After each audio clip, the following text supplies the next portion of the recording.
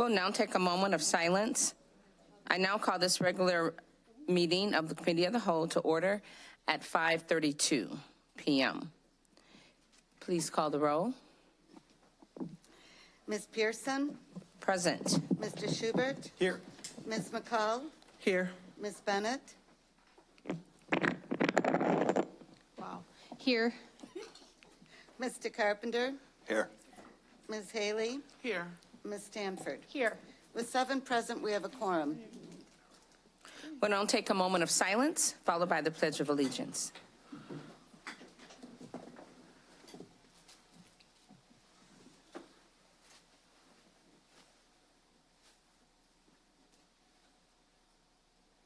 I pledge allegiance to the flag of the United States of America and to the republic for which it stands, one nation, under God, indivisible, with liberty and justice for all.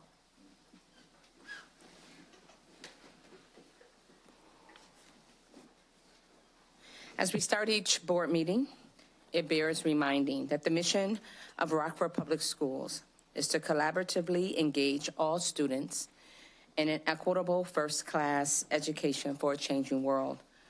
Before going any further, thank you to Ms. Kim Pedersen and Aaron Hill, who are working behind the scenes to produce the board's broadcast via YouTube live stream and Comcast Channel 20.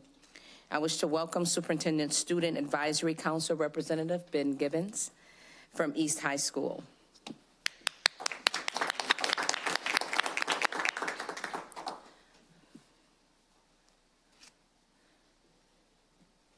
Our mayor is obviously on his way.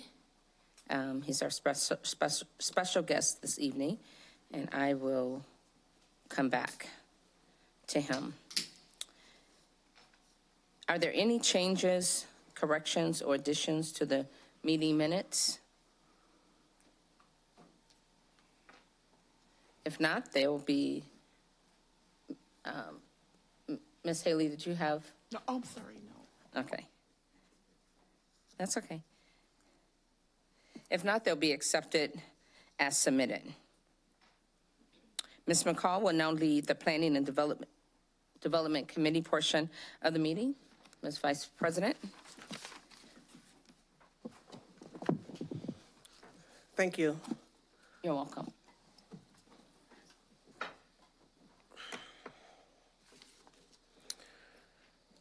Item A, the 2025 budget requests, Student Services, Ed Team, Schools Team. Tonight's FY25 budget request will be presented by Heidi Detman, Chief Academics Officer, Jennifer Lawrence, Chief of Student Services, and Morgan Gallagher, Chief of Schools, for their respective departments. Ms. Detman, are you ready to start tonight? Okay, thank you. Sure am. All right, is this on? Yep, okay. All right, thank you so much for the opportunity to share with you our budget for FY25. As Chief Academic Officer, I represent the Education Services Division, and so I'll walk you through who we are, what we do, and the resources that we're requesting for FY25 to continue our work. Excuse me. Before I get started, though, I want to make sure that I tie together an important theme throughout these slides, which is the Ed Services Division in particular was impacted by the American Rescue Plan dollars and the infusion of that money coming into our district, and making a plan for how to support not only learning loss, but also learning recovery. So throughout my budget, you'll hear references to the American Rescue Plan dollars, things that we have discontinued and things that we are requesting we pull into local funding for sustainability and continued recovery. Just a high-level overview of who we are as the Ed Services Division. I am the cabinet representative, but I support 6 different departments: bilingual and multicultural services, college and career readiness, curriculum, early childhood, improvement and innovation, and MTSS. Within each of these departments, we have, in some cases, a rather complex structure. I'm just going to highlight a couple of items here. Number one is within our bilingual department. I annually take the opportunity to remind the board that our bilingual department has more than teaching and learning. And in fact, they have an entire support infrastructure for our bilingual and multilingual families. And that includes not only the directors, but also translation and interpreters who work hard every day to make sure that families have access to important information. For example, at IEP meetings or EIAs, they do that important work of translating to ensure that all parents have access to information that they need. We also have family support. We have bilingual tutors, we have ESL teachers, and then all of the screening that happens with our language learners happens under the supervision of Mr. Alfredo Gutierrez, who works in the Welcome Center alongside our staff there to screen and place students. And this year, this year alone, they've screened more than 1,500 students. So this is a small group that does a lot of mighty and important work. Our College and Career Readiness Department has gradually expanded. This happened for two reasons. One, because we institutionalized some work here in the district that we started with Alignment Rockford, and two, because we've expanded using ARP ESSER dollars to add a work-study program. In our curriculum team, we have actually done the opposite, and we've streamlined. We went from content area specialist deans into director positions to shift us from curriculum design into implementation and continuous improvement. In early childhood, it's similar to bilingual in that they have everything from the entry point of a family through teaching and learning and what happens every day. And in order to do that, it requires a rather robust team. So this team that you see here is in charge of all of the schooling plus prenatal through age 3 home visiting, screening and placement, transportation, early intervention. Improvement and innovation. Some highlights here about the breadth of this team's work is that it includes not just our district schools, but also our charter schools, plus all private, parochial, non-public schools. And so this team supports actually more than 60 sites. MTSS is a new team, and we started with a director of MTSS. In the last 3 years, we elevated Amy Gannon to an executive director of MTSS and provided her with a team of behavior coaches and deans. We recognized that in order to support the system, we needed to expand the team, and so we've done that in this fiscal year. Here are a few highlights from the work of these teams. Our bilingual team has offered the Seal of Biliteracy in more than 20 languages now, and if students pass the assessment, they end up with 12 college credits, which is incredibly important and really just highlights the importance of the asset of being multilingual. We want to support that in every way that we can for our students. We also welcomed our first dual language kindergarten cohort at Lewis Lemon in 50-50 model. We continued and expanded our literacy summer program. We have 240 seats that we're going to be offering this summer in the Summer Bridge program. I'm really proud of that. We also brought on Achieve 3000 as a language intervention for our students. And if you haven't heard lately, we have more than 7,000 English learners in our district now. That includes, over the last 2 years, more than 700 newcomer students, with more than 300 of them coming to us at the elementary level. So we have a pretty incredible rate of growth with our ELs, and this team has done a lot with a little to support as much as possible. College and Career Readiness has done some amazing work in fiscal year 24 as well. We expanded dual credit, and in fact, we have now more than 2,700 credits being earned through dual credit coursework, which is nothing short of amazing. In 2017, we had 80. So that is phenomenal growth. And we couldn't have done it without the infrastructure that this department has provided. We also have 5 model academies and 2 that were just under review last week and had a stellar performance. So I'm hoping that I'll be able to report to you in just a few days that we have 7 model academies in our district. And then beyond that, we continue to expand work-based learning experiences for students, including that work-study program, which is offered at all 5 high schools. And we had a 93% success rate in the fall of 2023. Pardon me. In our curriculum department, we had really huge curriculum adoptions, and I want to thank you for your support. You approved our core literacy resource and our core math resource last spring. And one thing that this department, in partnership with Bilingual, has determined is a non-negotiable is that we don't adopt core resources, especially in elementary, unless they are available in both Spanish and English, to acknowledge the student body that we now serve. And we were able to do that, so thank you for your support with that. We also have our continuity of K-12 digital tools, and we understand what students are saying when they say they don't want to just be on their Chromebook. Our job as a curriculum team is to ensure that we're not just approving every supplemental resource that anybody wants to adopt, and instead we're thinking very thoughtfully about how it adds to the student experience and doesn't just create busy time for them. We also continue to offer professional learning in all grade levels, all content areas, but mostly to support the standards of practice in the system-wide framework. Early childhood, I'll get there in a minute. And then we restructured this department, as I mentioned earlier, to move from design to continuous improvement. And I'm really looking forward to what this team can accomplish because of that shift. In our early childhood program, again, just a reminder that sometimes we think it's ages 3 and 4, but actually it's prenatal through age 5.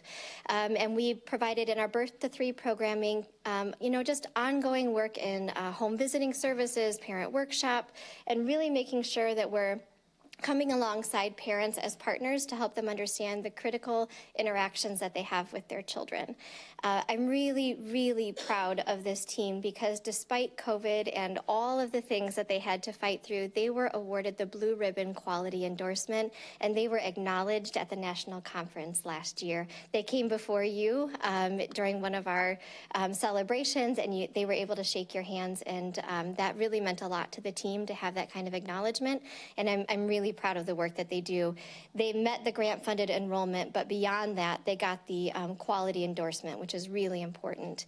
In preschool, same story. We did meet our grant-funded enrollment, which was an uphill battle post-COVID, but not only did we meet the enrollment, we also maintained that gold circle of quality. So this team is focused not only on compliance, but also on quality, and I'm really proud of the work that they do every day. Our Innovation and Improvement Department handled an influx of more than $200 million in grants all at once, and everything that it takes to make sure that we remain compliant, free of any audit findings, and that we spend the money in the wisest way possible. And in alignment with allowability. That is a huge lift that was primarily taken on by 2 individuals. The department did not expand when we got $200 million in grant funding. So thanks to their work, we were able to spend the money in ways that have mattered to our district. They also, on top of that, have served 2,600 students last summer in our programs. We're looking forward to another great summer of retreats. They also supported 21st century after-school learning in 17 school sites in FY24. That's going to reduce down to 4 sites in FY25. There may be an RFP to renew these grants, but that hasn't come out from the state yet. We also support through Title II, talent development, licensure, and mentoring. And then also from this small but mighty team, we have developed and continued the charter renewal framework and accountability system. And that is in the best place it's been in ever, maybe years at least. MTSS. This one is a newer department on our radar, but they have done a significant amount of work in the time that especially Amy Gannon has been with our district. Not only have we expanded their team, as I described earlier, but we also brought in a critical partnership with Rosecrans. Up through, there's a typo here, it should say 2024, March 2024. But up through March 2024, this year we've served 426 students with clinical behavioral supports. And that matters so much on their individual lives. And I'm really proud of the work that not only Amy has done in being the liaison with Rosecrans, but also the Rosecrans team. They meet every single month. They remove barriers together. They talk about the environments that are most impactful for students, and then they work toward that together, and it's something to really be proud of. We also have continued rollout and development of our Panorama system, We did not have an early warning system prior to the opportunity that the American Rescue Plan dollars gave us. And if there was anything that we needed during COVID, it was a way to really know and understand our data, students, because we had trustworthy data and we could monitor them no matter where they were. Because of the work that we've done in the system-wide framework and through Amy Gannon's work, we actually are in the top 1% nationwide of all districts that use Panorama for our usage, and that is nothing short of incredible. Our schools, we also support schools to progress on implementing MTSS, and I am really, really proud to say that we have arrived at a place where we know where MTSS is in every single school. I have a file in my office with a history of many attempts of this in our district in the past, all the way back to 2010 and even prior with RTI. And where we are right now is the best we've ever been, and I'm really proud of that work. Here's a summary of our budget by the numbers. You can see that we are mostly flat. We have a $580 variance. But when you add in the learning loss dollars from ARP, we're down about 33 million. So a good question to ask is, what are we going to do with those learning loss dollars? What are we going to hang on to? And that's what I'll be alluding to as we go throughout. I have lots and lots and lots of contracts and slides, and so what I'd prefer to do is kind of hit the highlights of them, and then if you need me to go back, I'm certainly happy to do that. First up is bilingual. The highlight here is that we have zeroed out the Olivet University ESL endorsement cohort. We did that as a cost-saving measure. We have trained more than 140 teachers now as a result of this cohort. We are not necessarily at saturation, but we're not at a point where we need to continue funding this at the moment. I'd like to revisit this in another fiscal year or two. You'll see that it looks like Nearpod is an ad. It's not. It's just that we've divided the Nearpod contract across 3 different departments, and you'll see that, and this is the bilingual slice of that pie. Overall, they're down $59,000. College and career readiness, you'll see that we are letting go of tooling university. It's better for students to just get that experience on real equipment, we have learned. We've also zeroed out senior semester. Turns out that seniors really just kind of want to be in their school with their friends for their last semester, and so interest was very low in that program. We also doubled Group Trail. What that does is we're currently working on sort of like the adult-facing end of that system, and we'd like to invest in the student-facing side of that system so that students can monitor their own work-based learning. We also have zeroed out, just like the Olivet cohort, the master's cohort to teach dual credit. I will say that our efforts over the past several years, thanks to your support, have given us 40 teachers who are now certified to teach dual credit in our schools on our campuses in English, history, and math. Overall, the department is down by $249,000. In curriculum, most of these are the things that it takes to continue to provide our learning tools year over year over year. So there aren't too many things that are highlights here, but there's a couple. The first is Amplify Education K-5 Assessment Screener. This year we ran a pilot, a field test in 9 schools for what's called M-Class. It's an early literacy screener. It's been a missing tool in our balanced assessment system, and under the direction of Annie Pfeiffer, we've been able to run a fantastic field test in 9 schools in both Spanish and English. And what this tool will do is allow gen ed classroom teachers to screen for skill gaps and better diagnose and provide interventions in the Tier 1 classroom for students who are learning to read.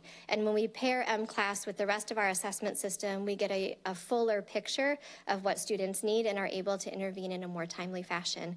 I'm really proud of our 9 schools that stepped up and helped us learn along the way. And we're ready to roll that out district-wide next year, and that's the increase in cost there.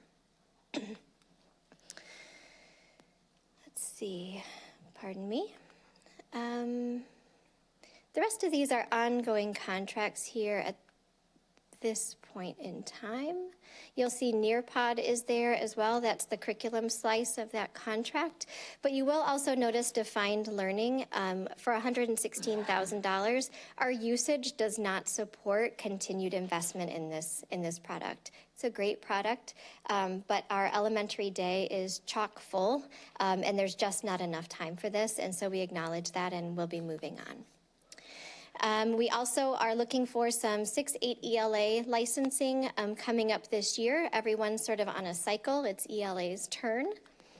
And overall, this department is down by $30,000. In library services, which is also supported in this fiscal year by curriculum, but will be moving over to ed tech in future fiscal years, identified that Gale library database is duplicative, and so that's not a contract that needs to continue. In early childhood, this is their local funded contracts. Kambu is our authentic assessment tool, which is really a beautiful thing. And then of course, Sunrise Transportation. And you might say, hey, that looks like a tiny number for transportation, and I would say, yes, it does, but when we go to the grant-funded slide, which is next, you can see there's $3.5 million that we used of American Rescue Plan dollars to support early childhood transportation. We will not have the local funding to continue that scale of early childhood transportation moving forward. So there are several reasons for that, one of which is that early childhood transportation is not reimbursable by the state. So there are a lot of barriers for families and a lot of barriers for programs, and one of them is funding transportation. Pyramid model, we just don't need technical assistance this year. And then, of course, we're going to continue all of our family engagement events, as well as continuing with our infant mental health consultant. We have an infant mental health consultant that works with every one of our programs, and she is available to support staff and families as needed. So overall, I'm sorry, for early childhood, we're down by $3.8 million. The vast majority of that is in ARP-funded early childhood transportation efforts. In improvement and innovation, we are down quite a lot. And if you remember, I said that we are going from 17 sites in 21st century after-school programming down to 4, and that's where the vast majority of these decreases come from. So you can see across the board that we have decreased partnership spending as a result of decreased programming in those sites. And that brings us down to a $1.5 million decrease in I&I. In the charter authorizing unit, we're down by $10,000, but you'll see that there is also a new contract. I'm very, very sad, but have to be realistic that Dr. Wolf will be retiring at the end of next year, and so we are doing some long-range planning to make sure that the system that he has built can be continued after his departure. And in MTSS, excuse me, this is where you're going to see from nothing to a lot because this department did not have its own budget prior to this fiscal year. You can see that we'll be increasing from $0 to $200,000 our local contribution to the Rosecrans Partnership. This is really the headline here, is that our ARP dollars are going away. I kind of spent a lot of time talking about how proud we are of this partnership, but we do not have the funding to sustain it in the way that we have previously. However, we are actively in talks with our partner at Rosecrans, and we're committing $200,000 of local funding, and we're working together to find other ways to fund this program so that we can keep things going for as many students as possible. So more to come on this one. This really I would consider a draft item because Dr. Brown and Dr. Jarrett and I will continue to work with Rosecrans to get to a good place here. Renaissance Learning is, excuse me, the vendor of STAR, which is STAR 360, which is a new piece in our assessment system. We started learning about STAR using American Rescue Plan dollars, and we used the assessment on 25% of our student population. We really quickly realized that the data was rich and better than what we had in some of our other systems, and so we ran another field test using our ESSER funding, and we had 9 schools. In addition to the 9 schools with M-Class, we had 9 schools with STAR, and we're ready to go wall to wall there. And then we have our intervention overall. So the variance is $646,000 for MTSS, and part of that is pulling in those American Rescue Plan funded contracts into local spending for continuity. In the Fund 18, this sort of shows you how it breaks down with the grant dollars that we had $1.1 million in grants that will go down to $0 in grants. In Renaissance Learning, what you see in FY25 is only for the months of July, August, and September, because that's when those dollars go away, is September 30th.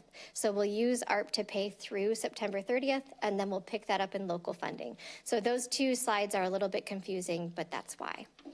And then continuing on in Fund 18 for MTSS, we have everything sort of broken down by type of contract with professional development and also the time of year. And then we are getting some new intervention resources that will be funded through our grants. We will be getting math and ELA intervention resources in grades 6 through 12. And then right now we're in the final stages of adopting a K-12 SEL curriculum. We're really excited about that. So overall, our variance in Fund 18 for MTSS is down $1.4 million. So what do you get? What is your return on investment from the Ed Services Division?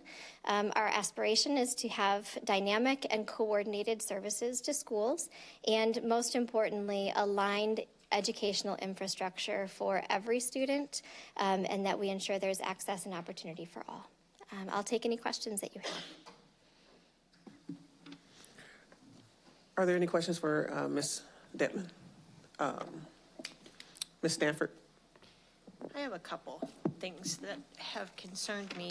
One is the early childhood transportation. Sure. We're just not going to offer that. We have not historically had the funding to offer it, and we don't have a replacement for it. I wonder, Mike, do you want to weigh in on this one at all?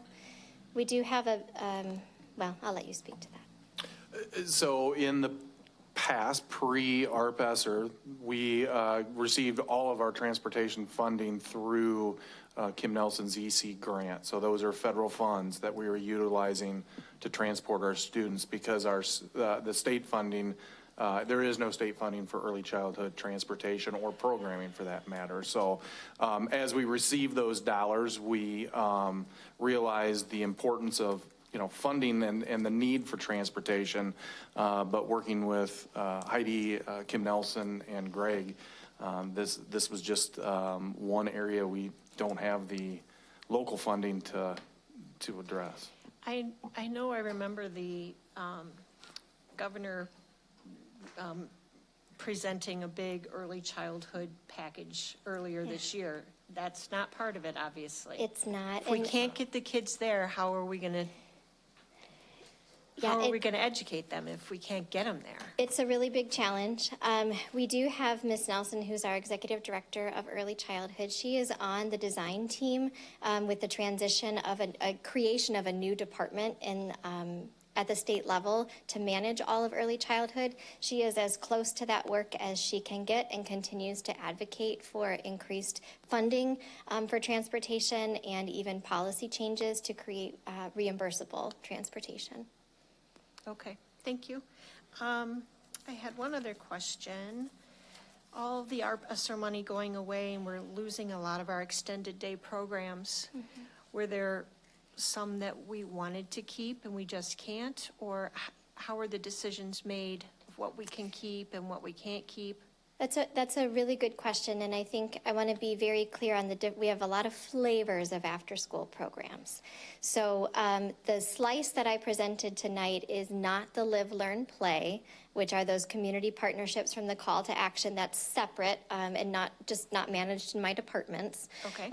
But this is the 21st Century After-School Grant, which comes from ISB.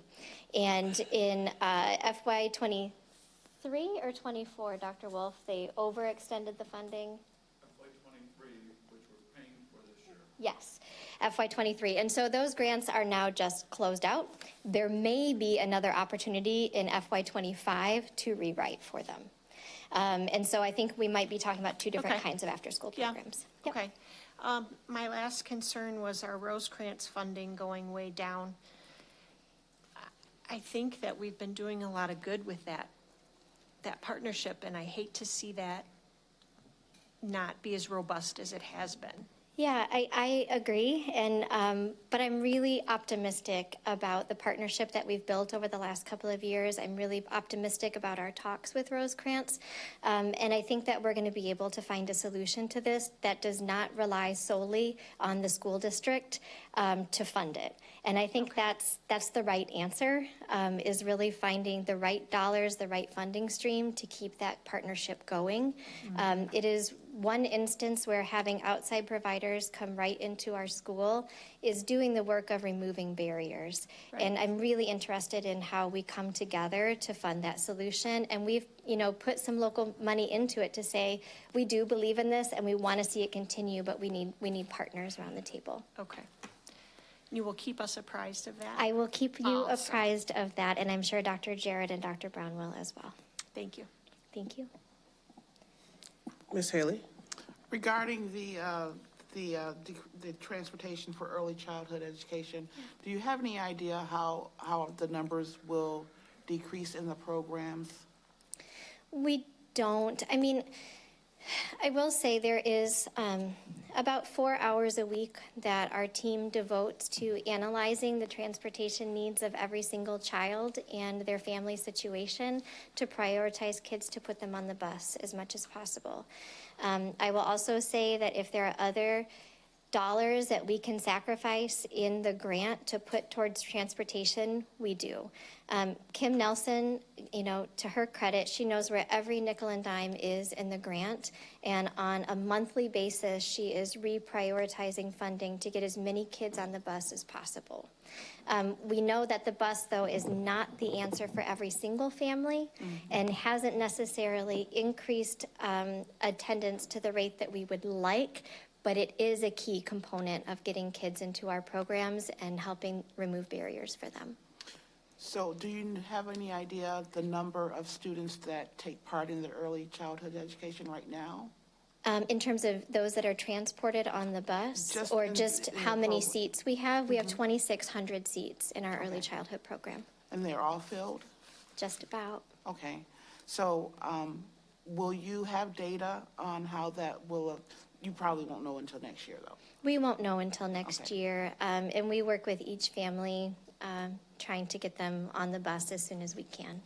Thank you. Thank you. Mr. Carpenter? Thank you. Following up on that question, so I think you said historically there was not transportation provided. There's some, and there's always been some, to Mike's point, there's always been some, and Kim always has money in her grant, and then we also have money from special education to transport students as well. So there has always been some, there just hasn't been, we can put anybody on the bus. We haven't been able to do that without American Rescue Plan. Okay, and so is there a way to tell if attendance changed from before there was American Rescue I don't Plan have passed? hard data in front of me, but can I say of you. that yes, we saw more students come to school. We did see more students come to school, but early childhood is not immune from the chronic absenteeism problem that we have across our district. They've got siblings of various ages as well, and so I think early childhood has felt that too. Sure, thanks. And then on the Rosecrans question, Sure. was that, it was like 1.18 million. Was that Yeah. for the 14 schools? Yes. Okay. Yeah. Okay, thank you. You're welcome. Madam President? Thank you. So going back to early childhood, so we have early childhood is pretty significant, specifically with staffing and the org chart. So, and this has been my concern for some time, and where it relates to transportation. And it is also a concern of mine, if transportation is not going to be available, then seats are not going to be filled as a result of transportation. So you don't have the numbers of those that are transported currently? I do, but I don't have them with me. I would recommend, based on all the interest, we can provide multi-year statistics for the board at next week's update. Okay, so let me finish, please. So as I was saying, it's been a concern of mine. And so how will that reflect the org chart with students, the decrease in involvement? Because it's going to impact. Do we really need a heavy org chart for early childhood if we don't have the bottom line? Well, that's kind of a nuanced question. Do we need all of the roles here in our early childhood department? Yes, we do. It's how we get our gold circle of quality. It's how we have a blue ribbon program because we do beyond compliance and we put a focus on quality. However, your question about, so then how do we reallocate dollars to prioritize transportation is one that we're constantly keeping our eye on. We've had several vacancies. Likely those vacancies will end up being turned from vacant salary and benefits over into transportation funding. So it's going through that budget with a fine-tooth comb as we hit that bottom line. And yes, we are looking at that. We've been understaffed, pretty severely understaffed in a couple aspects of our early childhood program. And those are the difficult conversations is, okay, well, if we haven't been able to hire these positions in however many months, at what point do we fold those salaries and benefits and put them over into transportation? And that's part of that monthly analysis that Kim does. Okay, thank you. Mm-hmm. And back to Rosecrans. So have we, and I believe I asked this question before, Rosecrans is not the only organization. So what is so significant about Rosecrans than other behavioral organizations that could, have we reached out? Have anyone reached in to try to create a partnership? And what does that look like? Does it have to be solely RPS responsibility? Some organizations take public insurance. How can we meet the needs of our students that need these services outside of Rosecrans? And I understand, I heard you when you said that you're working with Rosecrans, but as we get through the evening, we're going to see other opportunities where behavioral health will be needed, and it looks like there's going to be a deficit, and it's really concerning. Yeah, I appreciate the question. So in terms of reach in, we do have a partnership with KP Consulting at Whitehead Elementary. You've heard about their program here on the board floor before. They're going to continue that partnership with KP, providing clinical services to students inside Whitehead in particular. Rosecrans was able, with this influx of dollars, to provide the program at scale that we needed right away, and we learned from that. It took us a little bit of time to hire up to our 16, which was at our peak. We're now at 14. We think we'll likely probably settle around 9 to 10, just given what we know about the program. But we were able to sort of rapidly scale that up because of the size of the organization. There is an incredible need for these kinds of positions across our community. And, you know, of course, we have the health tax or the mental health board that helps to distribute that sales tax money. And one of the major challenges is staffing and finding enough people for these positions. So our initial outreach out to Rosecrans was really to advance something at scale within our district, but it doesn't preclude schools from doing things like what Whitehead is doing and starting a partnership with KP. So, and where it relates to the schools, say for instance, Ellis or Lewis Lemon or McIntosh, what if there's an organization in our community that is willing to partner with that school? Are you saying that that is an opportunity for that school? It could be. That's really kind of up to the school and determining how it aligns with their school improvement goals. Each of those 3 schools has a full-time in-house BHSAP, Behavior Health Student Assistant Professional from Rosecrans currently with our partnership. Thank you. Mrs. Bennett. Just to add to this conversation, so legislation has changed to allow public schools to be able to bill insurance. So Medicaid billing is a option. So I know Student Services is aware of this. Our legislators, June and I are on internal, external stakeholders, and so our lobbyists are working on really understanding how the law is to be implemented, in addition to who can bill, what licensures can bill. So there is also work simultaneously happening to figure out if students have insurance, what could be billed inside schools to supplement at the same time. So Dr. Jarrett and I think talk about it almost every check-in that we have as well, about the billing component and kind of trying to figure out a different way to fund, because absolutely have to have mental health professionals in the school. So, but the $1 million price tag is severely steep. So a way to offset that when therapists can bill. So, and a challenge to staff. It really is. That is a very real challenge. And to ensure that we have staff that stay, because those relationships are really what make the program work. Okay, Mrs. Dedman, I have some questions too regarding Rosecrans and the subject that we're in early childhood. So are these mental health professionals, are they able to assist in the IEP planning process, or is...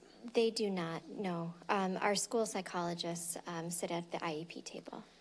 Okay, because I know that under state law that the public school entity is responsible for getting those IEP services through from K through 12. Mm-hmm. And I know that there's a lot of students in the early childhood area that need IEP services, so they can, once they have the IEP services connected, then they can open up other resources that will be able to help them, matriculate through grades 12. So I was just wondering if, with that influx of money from Rosecrans, will they be able to assist in that? So that's a no. No. Okay. So the FY25 budget will be voted upon the September 2024 meeting. Mr. Brown. I think you still have student services I'm sorry. and schools. Yep. And I'm sorry, I got ahead of myself. Next, we will have student services. Sorry, Jen, I backed it So way up. Sorry. Yeah, we will hear from Mrs. Lawrence now. there you go. Here we are. Okay, this is my favorite department. Okay, go ahead. I do want to add one thing, and I don't mean to open back up that conversation, but Student Services in the Special Education Department has restructured how we're utilizing our social workers in our district. And so we've created a bachelor position, and we're with the retirement and the vacancies that we have in our master's social workers who serve special education, we'll be able to, at this time right now, we'll be able to increase our social work staff by 10 next year, so going from 50 to 60. And so we're really excited about that. That's another chip away at providing more mental health support for our students. And I can give you more detail about that in an update if you'd like.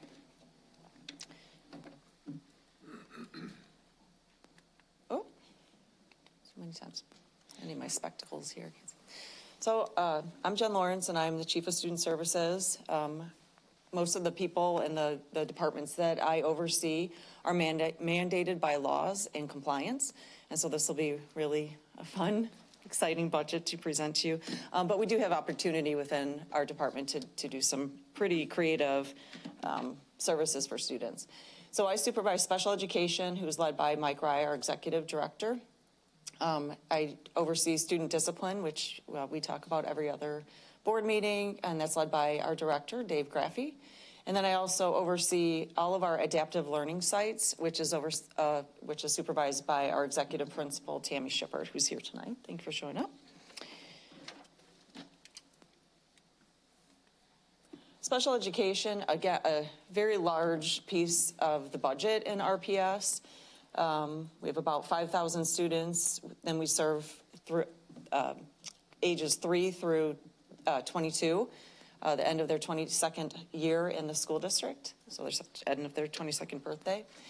And Mike has quite a diverse team. He has a couple directors that have very specific jobs that they oversee within his department.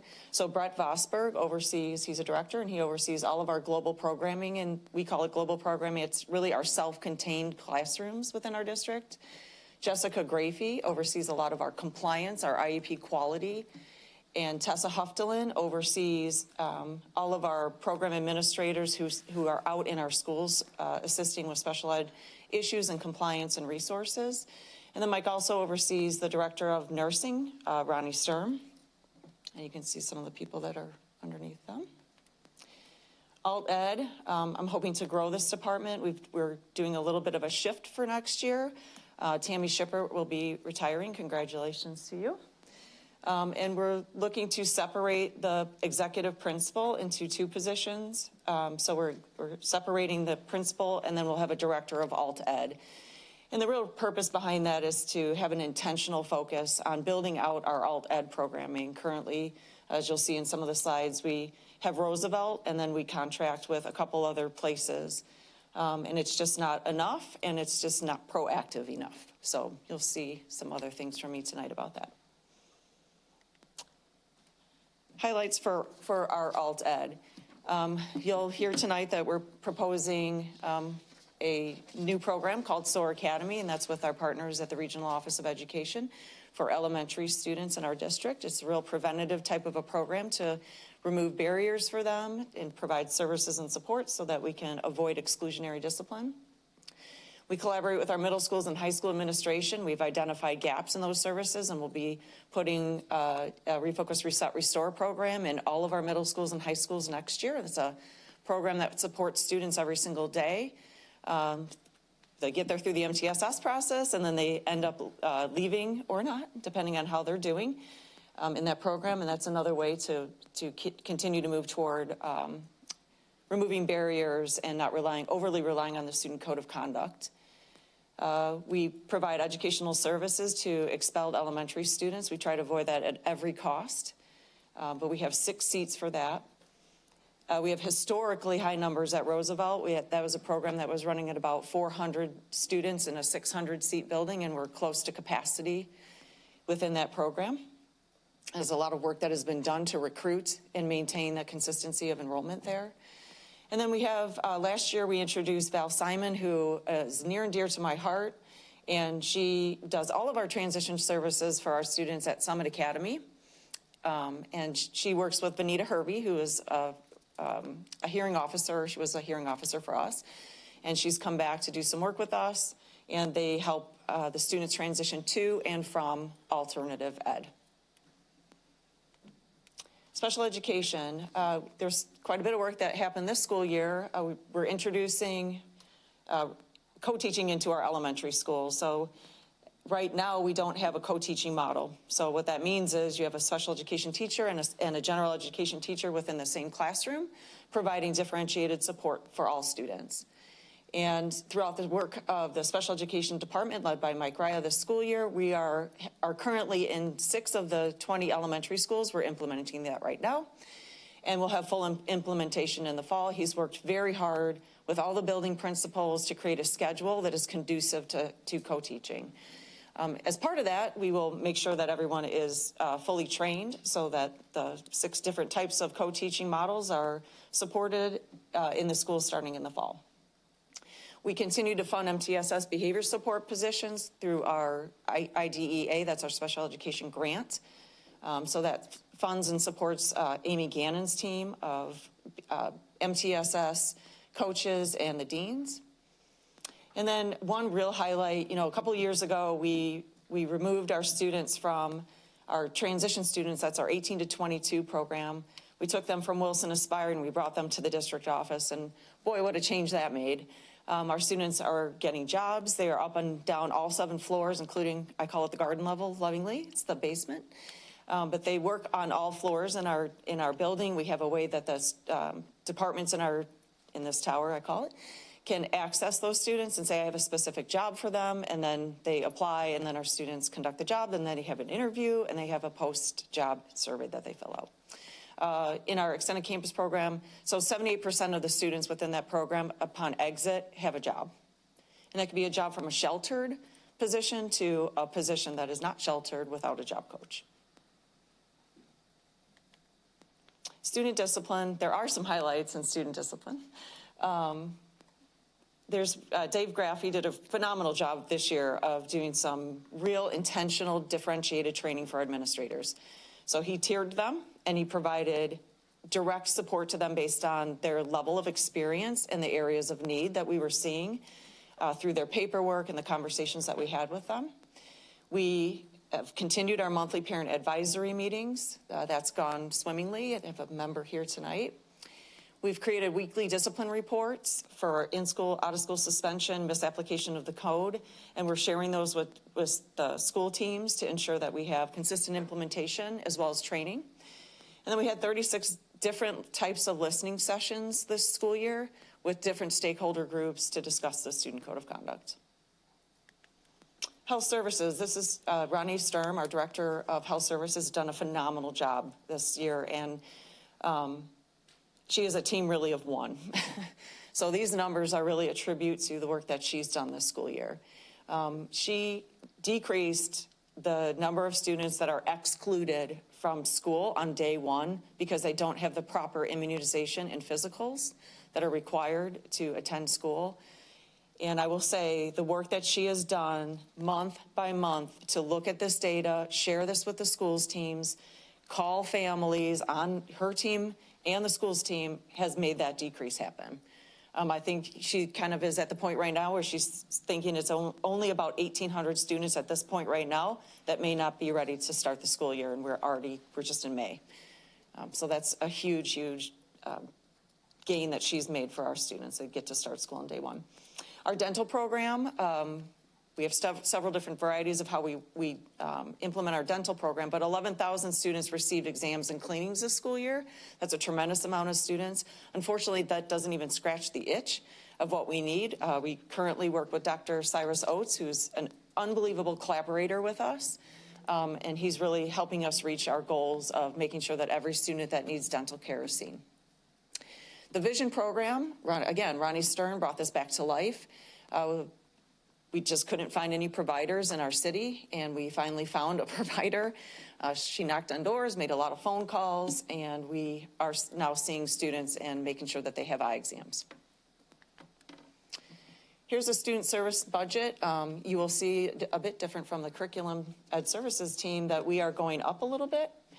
Salaries and benefits went down. We will no longer have the 2 staff members at Rosecrans for the educational portion. Rosecrans will be doing online learning, and they will not need our RPS teachers there to support that.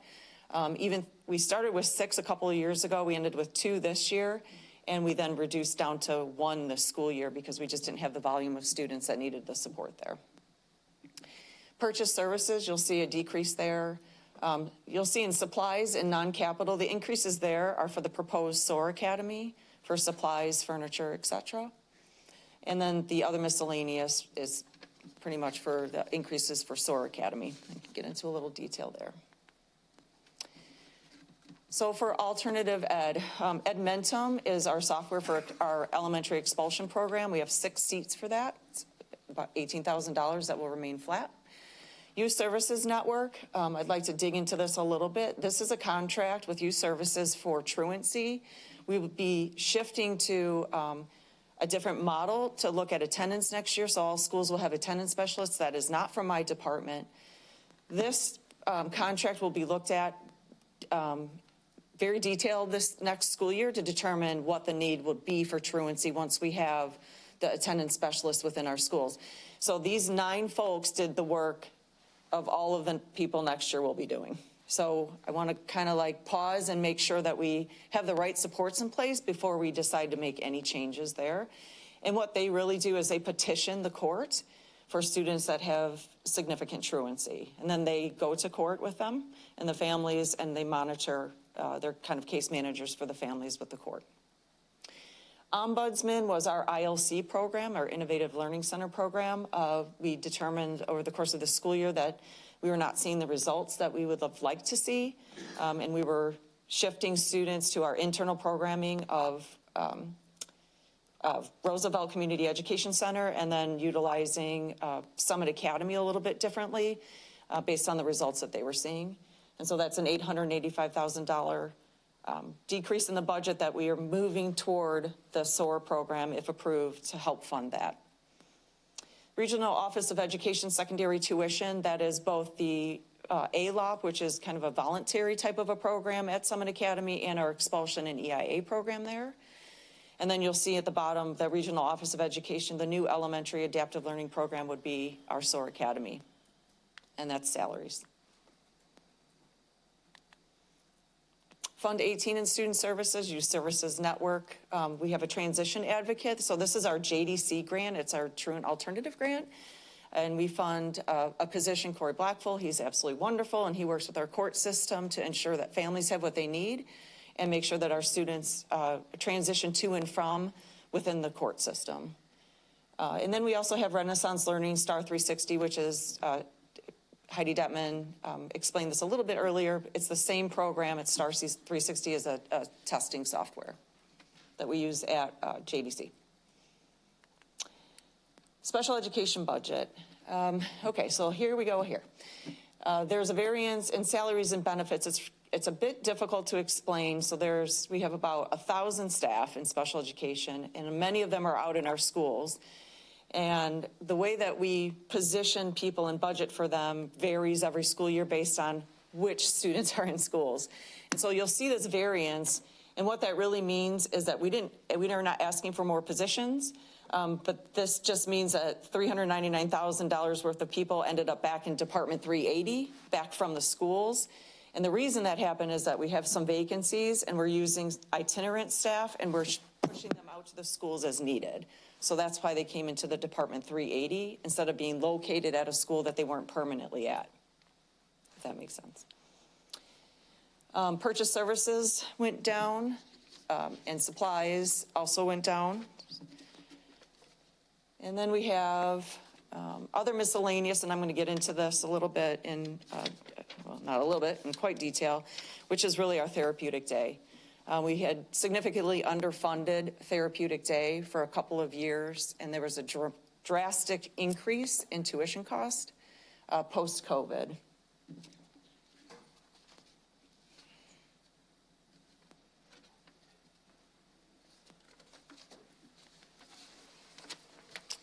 Okay, so Fund 17, that's local funding for special education. I'm going to, again, like Heidi, Ms. Detman did, I'm going to make sure that we just hit some of the highlights, but I'd be happy to go back. We've got a lot of contracted services for services for special ed. 2 words at the same time. We have temporary agencies that we use of a large variety of those to fill positions. And typically in the past, we've had a lot of speech language pathologist vacancies, but we're seeing a little bit more across the board now post-COVID, that we're seeing vacancies in paraprofessionals, nurses, school social workers, speech and language pathologists, and school psychologists, as well as special education teachers. RAMP, that is our program. We work with RAMP. It's a local agency, and they provide services for our students at Rock Valley College. And they also help us with the Project Search, which is an opportunity for our 18 through 22-year-olds to have jobs at, I'm blanking on the place, if Mike could. No, for Project Search. Where are the 2 places? Embassy Suites. I couldn't think of the name of it. Embassy Suites. That's one of them, and a local hospital. Language Line and Piedmont are both translation services for special education meetings. Unfortunately, our bilingual department cannot handle the 4,500 plus meetings that occur throughout the school year. A large percentage of our students with special needs also have a dual eligibility under bilingual, or have bilingual services, so dual eligibility and need translation services. I'm going to get into a little detail here. So what I really want to highlight, the next several contracts are for therapeutic day schools, each of which have a different focus. Some have the same focus, some have different. And when I say that, there's 13 different eligibilities under special education law. And Allendale, for example, specializes in emotional disability. So that's where we would send students with emotional disability. Easter Seals specializes in autism, so we send the majority of our students with autism to Easter Seals. And then, as you can see, Ombudsman Chance Light. So Chance Light is going to remain. That's a therapeutic day school. So you can kind of see, I can go through this. We have about 180 students placed in these schools. Parkland Prep, Richardson School, Walter Lawson, Summit School, which is in Elgin, that is a therapeutic day, not Summit Academy. Economo Walk is a residential placement. Neuro Restorative is a residential placement. You can see some of these. Dolan, Seals, and Winston Knowles. And so after post-COVID, the state changed the rates for special education therapeutic day. So that we don't have any control over that. The ISB does, and the rates went up drastically. So for example, a student may have been $336 a day and went to $600 per day. So it was a very drastic increase. I will say we received back 100% reimbursement for tuition for students in residential, and we receive about 45% reimbursement for all other students in therapeutic day. So we are seeing, you'll see some high numbers here, but we are seeing a return on those dollars. And then we get into some of our curriculum. This is still local dollars. Star Autism Support, so this is for curriculum for our autism students.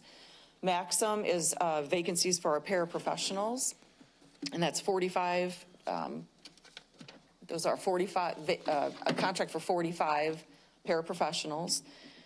There's been some real serious work done this school year to streamline what we're doing in elementary, which I spoke of earlier, to make sure that we had co-teaching. And in those efforts, we have been able to consolidate where our paraprofessionals are in our buildings, and we've been able to decrease vacancies by consolidating those classrooms together. So that's a big win for special education. So we'll have less vacancies for paraprofessionals. And sign language interpreters, that is an extremely difficult person to find. It's a very difficult course to pass. And we really struggle trying to find people that do American Sign Language. Fund 18, this is out of the IDEA grant. So Nearpod is virtual interactive lessons for our students in our self-contained programs. NIA, we've traditionally contracted with them for occupational physical therapists and speech language pathologists, as well as our hearing and our audiology supports.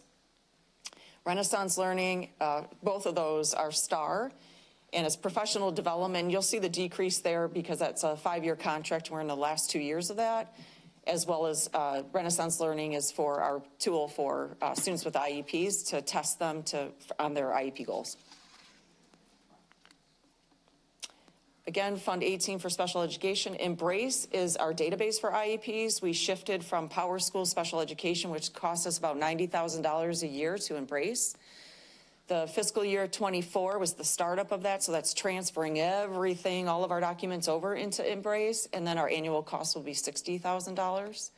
Pearson Assessments, those are all of the tools that our speech language, school psychologists, and social workers use to evaluate students under IDEA. News to You is a curriculum, alternative curriculum support for self-contained. And then you can see more contracted speech and language. And then we also do have a partnership with the Rockford Park District for our extended school year. That's our summer programming that is determined based on IEP need. A couple more here. We do have assistive tech tools. We pay a portion of that. We bilingual curriculum and special education. I'll put dollars in, and you'll see none from last year. They did a rotation, and next year, they're going to split it 3 ways. And then we also have staff training, which would be Orton Gillingham for dyslexia. Any questions? Mrs. Bennett. Okay, I just have a few. Okay, going back kind of towards the beginning, when you talked about reset rooms, can you explain the difference between in-school suspension and reset rooms, please? I would love to, Okay. yes. So, thank you for asking. Currently, what we have is, it's called SIO, and it's really in-school suspension. There's a little bit of social emotional learning, and it's a certified REA teacher that is in there that provides academic support and then also provides some social emotional support. Next school year, the Refocus, Reset, Restore classroom and the in-school suspension room will be separated. And the beauty of that is in-school suspension is really then just a consequence where students will go to receive their consequence, have restorative practices, and return back to their setting. Refocus, Reset, Restore is kind of the mini version of what I'll be presenting later, which is SOAR Academy, which is a prescribed type of a program. When I say that, I mean the student would move through the MTSS process, identified need for intentional support with individual goals that they would work on with push-in services from school counselors, school social workers, and the teacher that is in the classroom. Their focus is to rehabilitate or to change their unhealthy thinking to get them back into the classroom. And so students can be in there in middle school, high school for a 30-day cycle, up to a 30-day cycle, depending on how they progress through that program. There is an early exit criteria. It is leveled. It's really kind of modeled after, I was a self-contained ED teacher, so it's a bit modeled after that. So students earn their way, I guess, in, and they earn their way out. And then students can, if they are not successful within that first round of 30 days, they can be reassigned for another 30 days. And the nice part about this is, as you all know, Tier 3 of MTSS requires parental support and parental involvement. And so students can't just enter into this program without parent consent. So that's kind of a big piece of this, is to ensure that parents are collaborating along with the schools to ensure that students are making the progress that we intend for them to receive within these programs. Did I answer the question?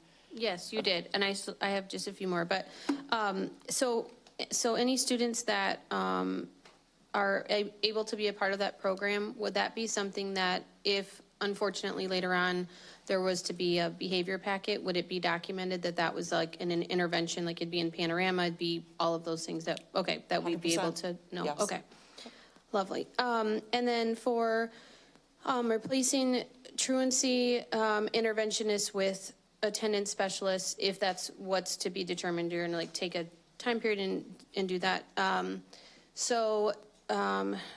Currently YSN can do, home visits, they can do different things like that to help engage families in addition to court. So would it still be the role if somebody is a RPS employee that they would do home visits, they would petition court, like both of those job functions would still exist, just a RPS employee versus a contracted person? Is that right? Yes, that's the intention to look at, is internalizing that position.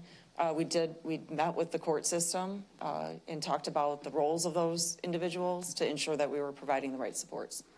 So that we just had that meeting a couple of weeks ago. Okay. And then my last question. So in discussions about the Juvenile Detention Center being a part of ROE, how would that, on some of the different slides where you talk about supports in the JDC or contracts with the JDC or the funding components, will that have a large impact on the budget in a positive or negative way by doing that? It would have a positive impact because we would not have 3 teachers and a paraprofessional there, so those dollars would be returned back to the district, and quite frankly, so would the positions that we need. We would still manage the grant. We would apply for the grant, the JDC grant, and we would really work with the ROE. They would spend those dollars under our supervision. So we would still be the grant manager, and they would utilize those dollars to fund programming. Okay, so like the software that JDC uses, for example, would still stay there. It would just be it'd just be a part of the grant that we're managing.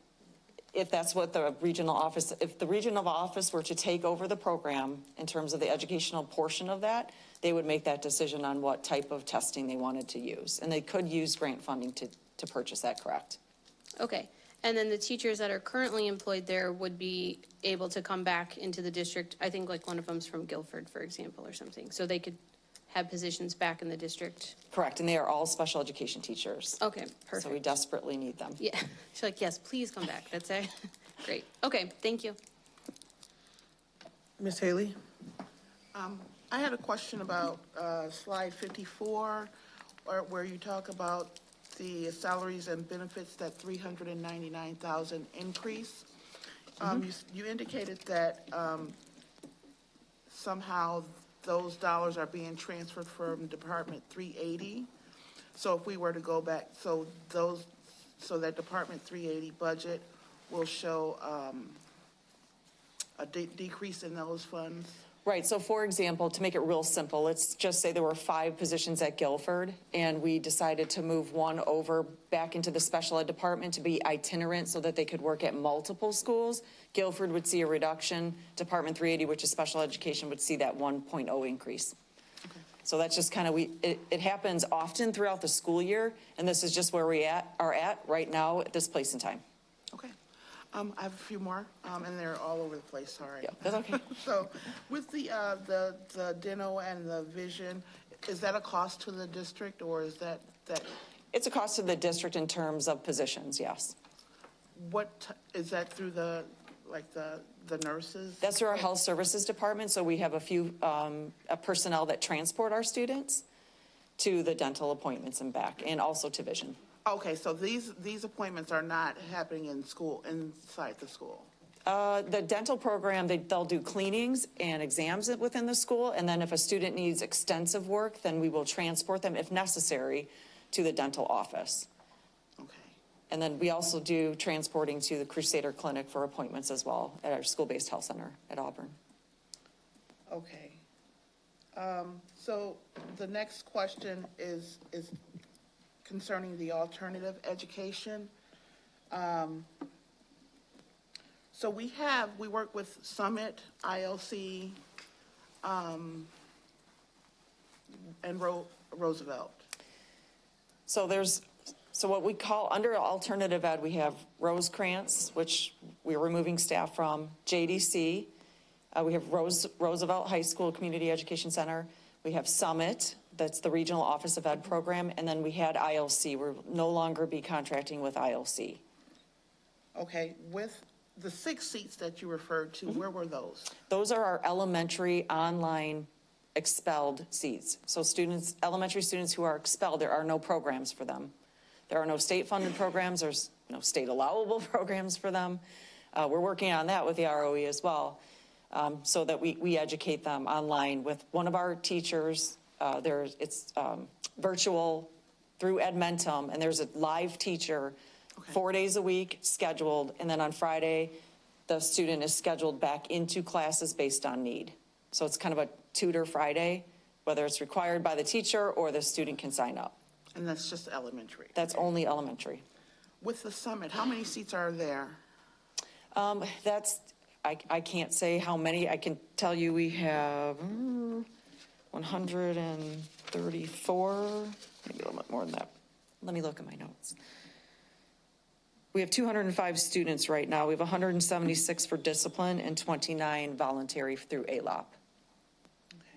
And that's special education as well. So we have a few special ed students there. Not a lot.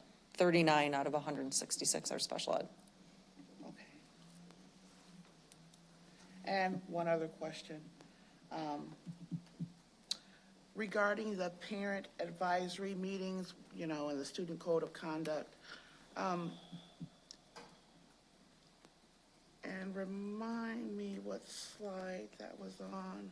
Well, the parent advisory, how many individuals comprise that advisory committee? So we had about 60 parents sign up for that. Or 10, actually. Yeah, right. We had about 60 sign up at the very beginning, and we're averaging it's dipped to an all-time low the last couple of months, maybe. We had 6 or 8, but we've had as many as 15. Okay. Mm-hmm. And we're always recruiting. You can look in the front cover of the Student Code of Conduct for that information. We'd be happy to invite anyone who's interested. Okay, that's it. Thank you for answering those. Madam President. I have a quick question. For the paras that work through Maxim, how many, so are all of the paras through Maxim, or how many do we have from RPS 205 versus Maxim? And we utilize Maxim because we had, they were hard to fill positions? Yes, ma'am. So we contract through Maxim for hard to fill, and typically we are putting Maxim paraprofessionals in our self-contained programs because those are guaranteed paras through the IEP. Okay. And so we've tried to make sure that we fill those first, but we also use Maxim for other long-term vacancies that we might have across the district. And I'm going to phone a friend here, Mike Raya, for how many total paras we have. I don't know the number. Do you know how many? We're vacant for No, total paras. 234. We have 234 paraprofessional positions Okay, within the district. within the district. Okay, thank you. You're welcome. Mrs. Stanford? Can you tell us some more about SOAR, or is that to come, or? Stand by. Oh, Yes, I'm going to tell you a lot about Summit. okay, Yeah, great. Summit SOAR, yeah. Any further questions for Mrs. Lawrence? Okay, thank you. Dr. Gallagher, you're up next.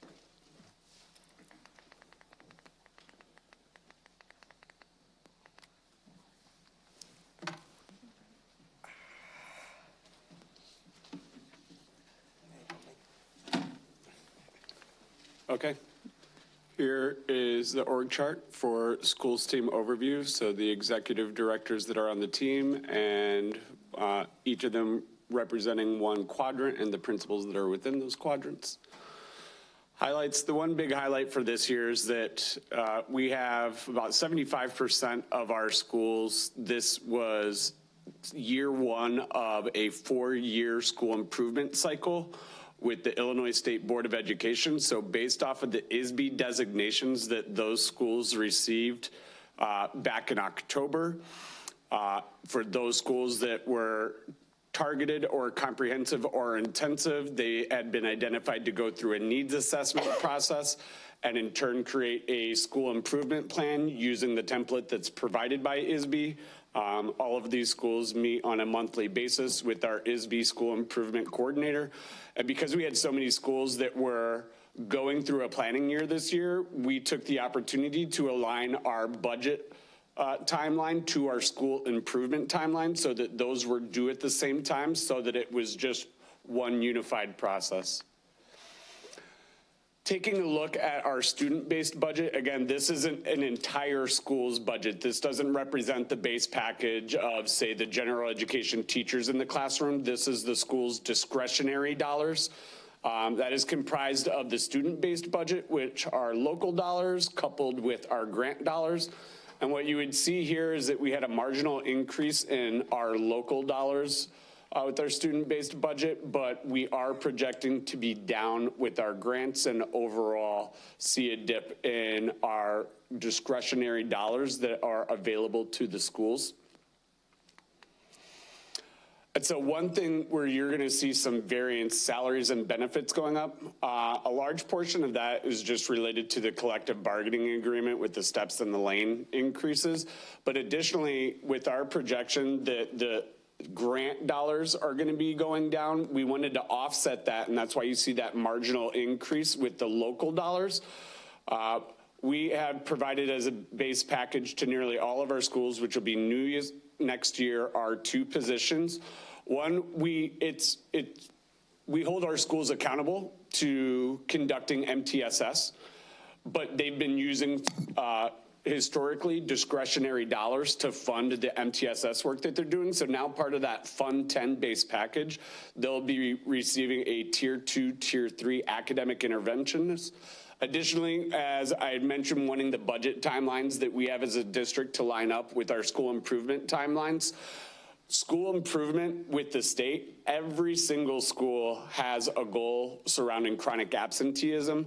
It is the second highest weighted metric of a school's report card or designation that they receive. So we wanted to also make sure that as part of that base package, we should be funding that for the schools, and that shouldn't necessarily come out of the discretionary dollars.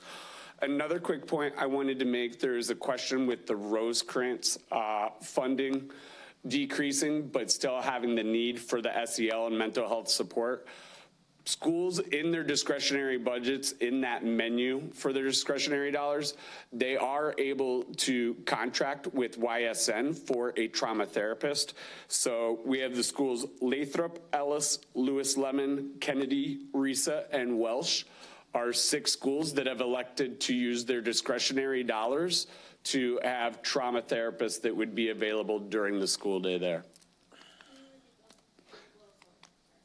Sure, it's Lathrop, Ellis, Lewis Lemon, Kennedy, Risa, and Welsh. And so when we have consolidated contract going forward to board for approval this summer, you'll see that YSN contract on there. Looking at purchase services, that went up incrementally due to an increase in licenses. You could see that really did some work with the schools. When it comes to supplies and the other categories, you'll see that there's a good decrease there. That's really, I give kudos to our finance department, really working closely with our principals on their budgets to be really accurate in where they're earmarking their dollars so that we can be more accurate when we're making our annual projections of where we need to place our dollars.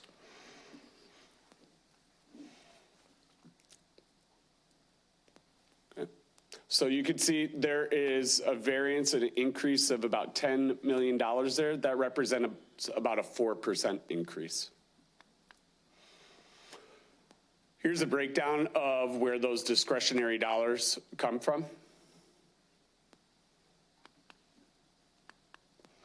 And this is something we did last year when presenting the schools team budget, but being able for you to see at the elementary, middle, and high school levels how the schools are putting together not just the base package that they receive from the district, but also their discretionary dollars. And you can see what their school improvement goals are as well as that aligned budget. So we have Constance Lane feeding into Lincoln, feeding into East as the examples for this year. Schools team highlights. 2 new things that we're doing this year. I won't get into all of these. We will be partnering with the Regional Office of Education in providing the required ISB evaluation training for evaluating both teachers and principals. By doing that in-house in August, we're making sure that our 120 plus administrators don't have to miss student attendance days to be able to go attend these trainings, but also by doing it in-house, it allows us to make sure that the messaging they're getting from the ROE is also paired with our own messaging around our system-wide framework and what we're really emphasizing when we're going into classrooms and doing evaluations. And then new next year as well, tacking on to the principal pipeline that we already have with NIU, we'll have the RU Urban Ed Admin Program. Next year, we project to have 8 candidates in each of those programs.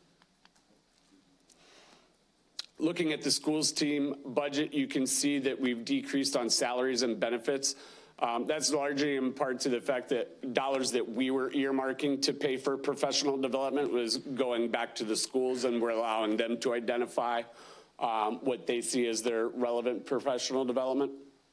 And then really just purchase services and supplies, it's belt tightening. Here's a look at contracts.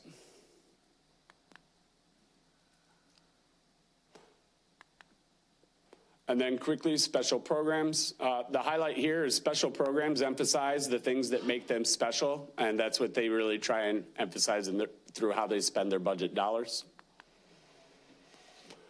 When you see the decrease of the 182,000 and change, that was also 2 reasons, primarily pushing a lot of those dollars from being in a centralized budget with the schools team out to the schools, and again, giving them the discretion to determine their professional development or how they're gonna spend those dollars. But also we saw a decrease with this being year 1 of having IB at Conklin. There were some year 1 startup costs that we had at Conklin that we're not gonna have in year 2 when it comes to the accreditation process and professional development. Questions? Madam President, Can you give me some examples of the incentives that was equated to 583,940? So, which, That was on the, it was the pie chart. okay. Page 69, yeah. Here, to give you specifics, I would like to get back to you so that I give you an accurate response for incentives. Okay, that's fine, thank you. A historical example has been a special partnership with Haskell where teachers volunteered to work a longer workday, I believe. Dr. Brown, is that correct?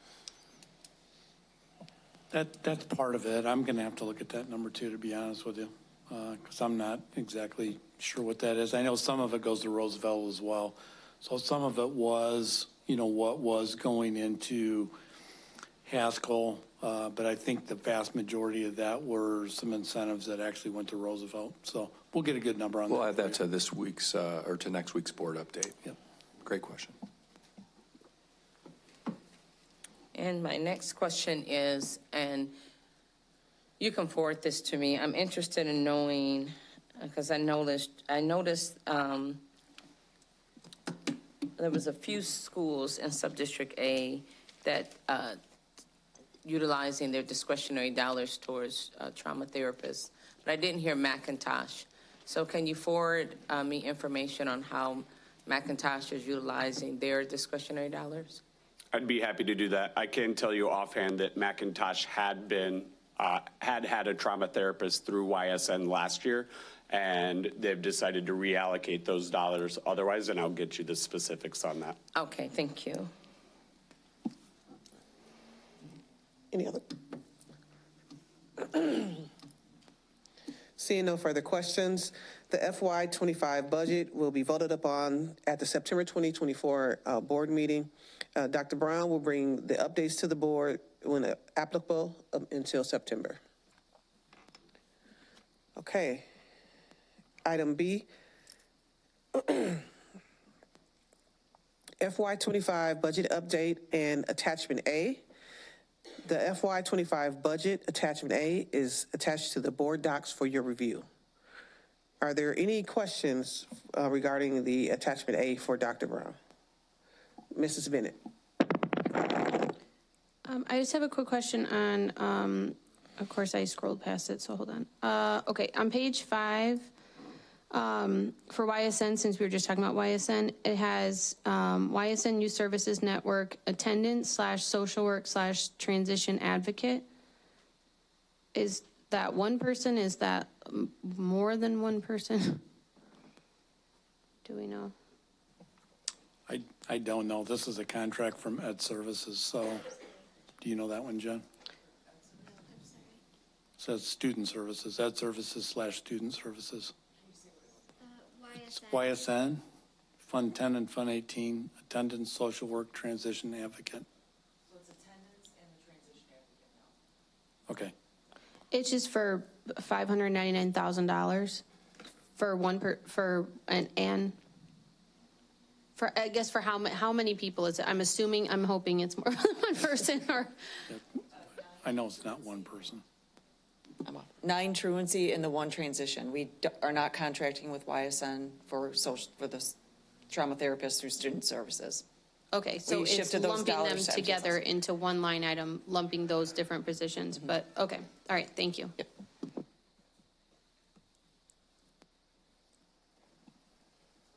Madam President, On the school budget updates, are we there? we're on item B. Yeah, okay. Attachment I got A. like 5 tabs open. So, for Illinois School Board Association, we're waiting. We have not received the recommendations. They've not submitted recommendations. They're not finalized with the budget process in Springfield yet. So Okay. they're supposed to be done at the end of May, and we should have a better handle on what the funding is going to look like at the end of May. Okay, and so it further states that it shouldn't vary too much from what is shown based on the recommendations from the consultant. So what if it is? What if there's a significant variance or difference? So we have a couple options at that point. I mean, if it's a lot less than what we were anticipating, we can work to reduce spending even further than what we've already done so far this year. Or, we'll have to bring forward, a deficit budget and then just quantify what we think that deficit's going to be. So those are really our two options. Okay, thank you. Any other questions? Okay, so the FY25 budget attachment A will be voted upon at the May 21st board meeting. Item C, Summit Academy Alternative Program, SOAR. The Rockford Public School District has identified a gap in opportunity to support students who exhibit significant behavioral traits within our elementary schools.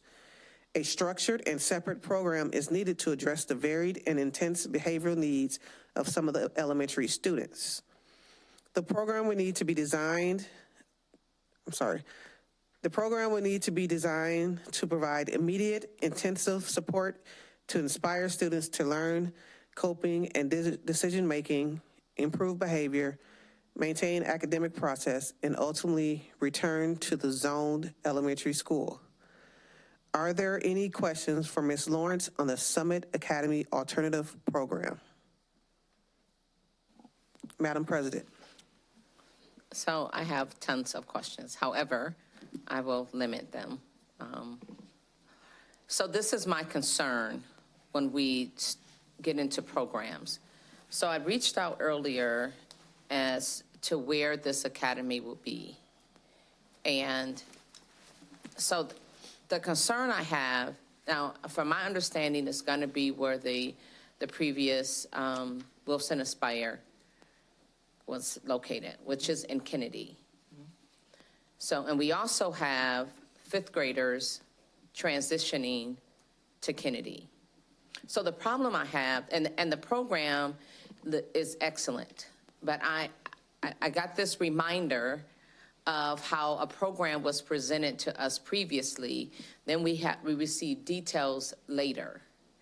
And that is the concern I have with how the space will be utilized at Kennedy, and if, I don't recall the Kennedy being additionally used for SOAR. So that is my concern, that we present, but we don't give the details that really makes the difference.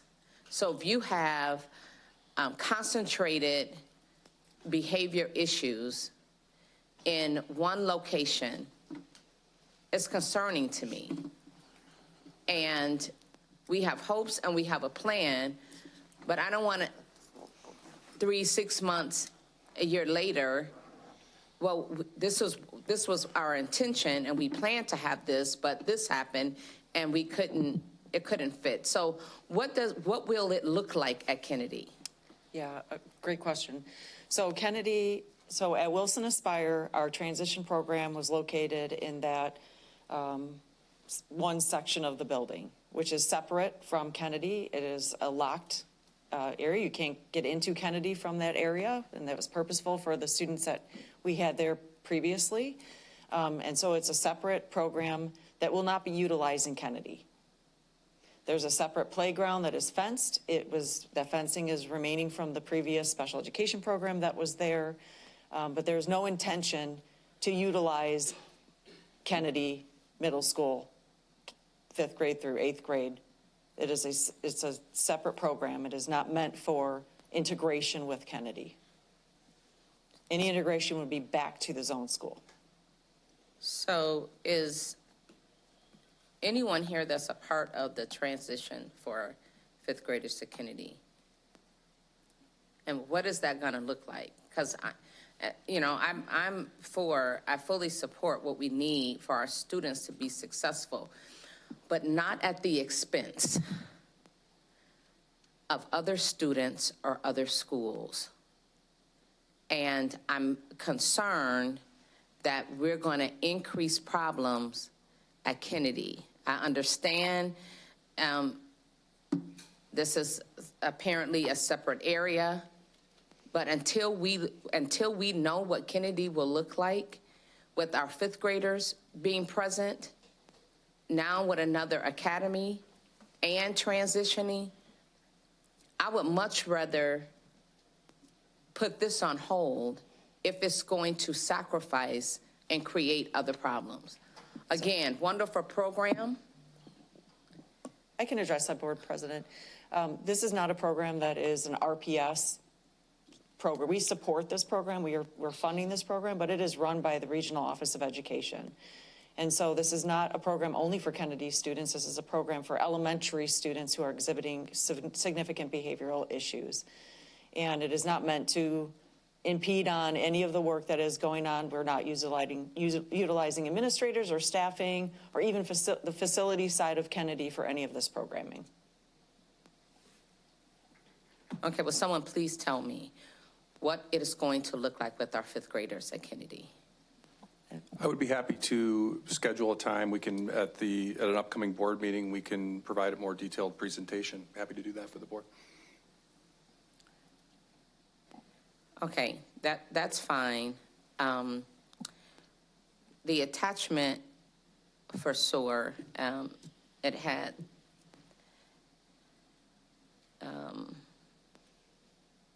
some drafts and a policy. I would really like for us to, and I understand, again, that is completely different. We're funding it. I think that there's some more details that need to be worked out before moving forward with this. I did have a slide deck here if you want me to run through that quickly. Please do. I can do that, okay. I do also want to say that our Regional Office of Education staff is here. And I will say that when Dr. Jarrett, this is kind of the brainchild of Dr. Jarrett. So like when he came to me last school year and said, we need a place, we need something, because we have the littlest learners in our district exhibiting very severe behaviors. And I believed him because I work in student discipline. And so I did a roadshow as well, and I heard the same things, and I saw very serious behaviors occurring in classrooms. And so over the last year, it sparked a conversation with our colleagues over here at the Regional Office of Ed, and we rallied, and we put together a proposal for you all, hoping that this will be approved to support and serve our students in elementary. And I will say that in my estimation, there's always risk, right? But the results that we are seeing with our Summit Academy students returning to our zone schools, it's very low risk. Our students are coming back. They are exceeding expectations. They are not re-violating the student code of conduct. In fact, one of the students that we did send to Summit Academy for a pretty egregious violation within our code of conduct is the student of the month in the national, it's ICERI, which is like a Coalition of Educating at-Risk Youth. There it is, Coalition of Educating at-Risk Youth, and that student received a scholarship to college. And he's here today. And he's here today, and he may want to say something.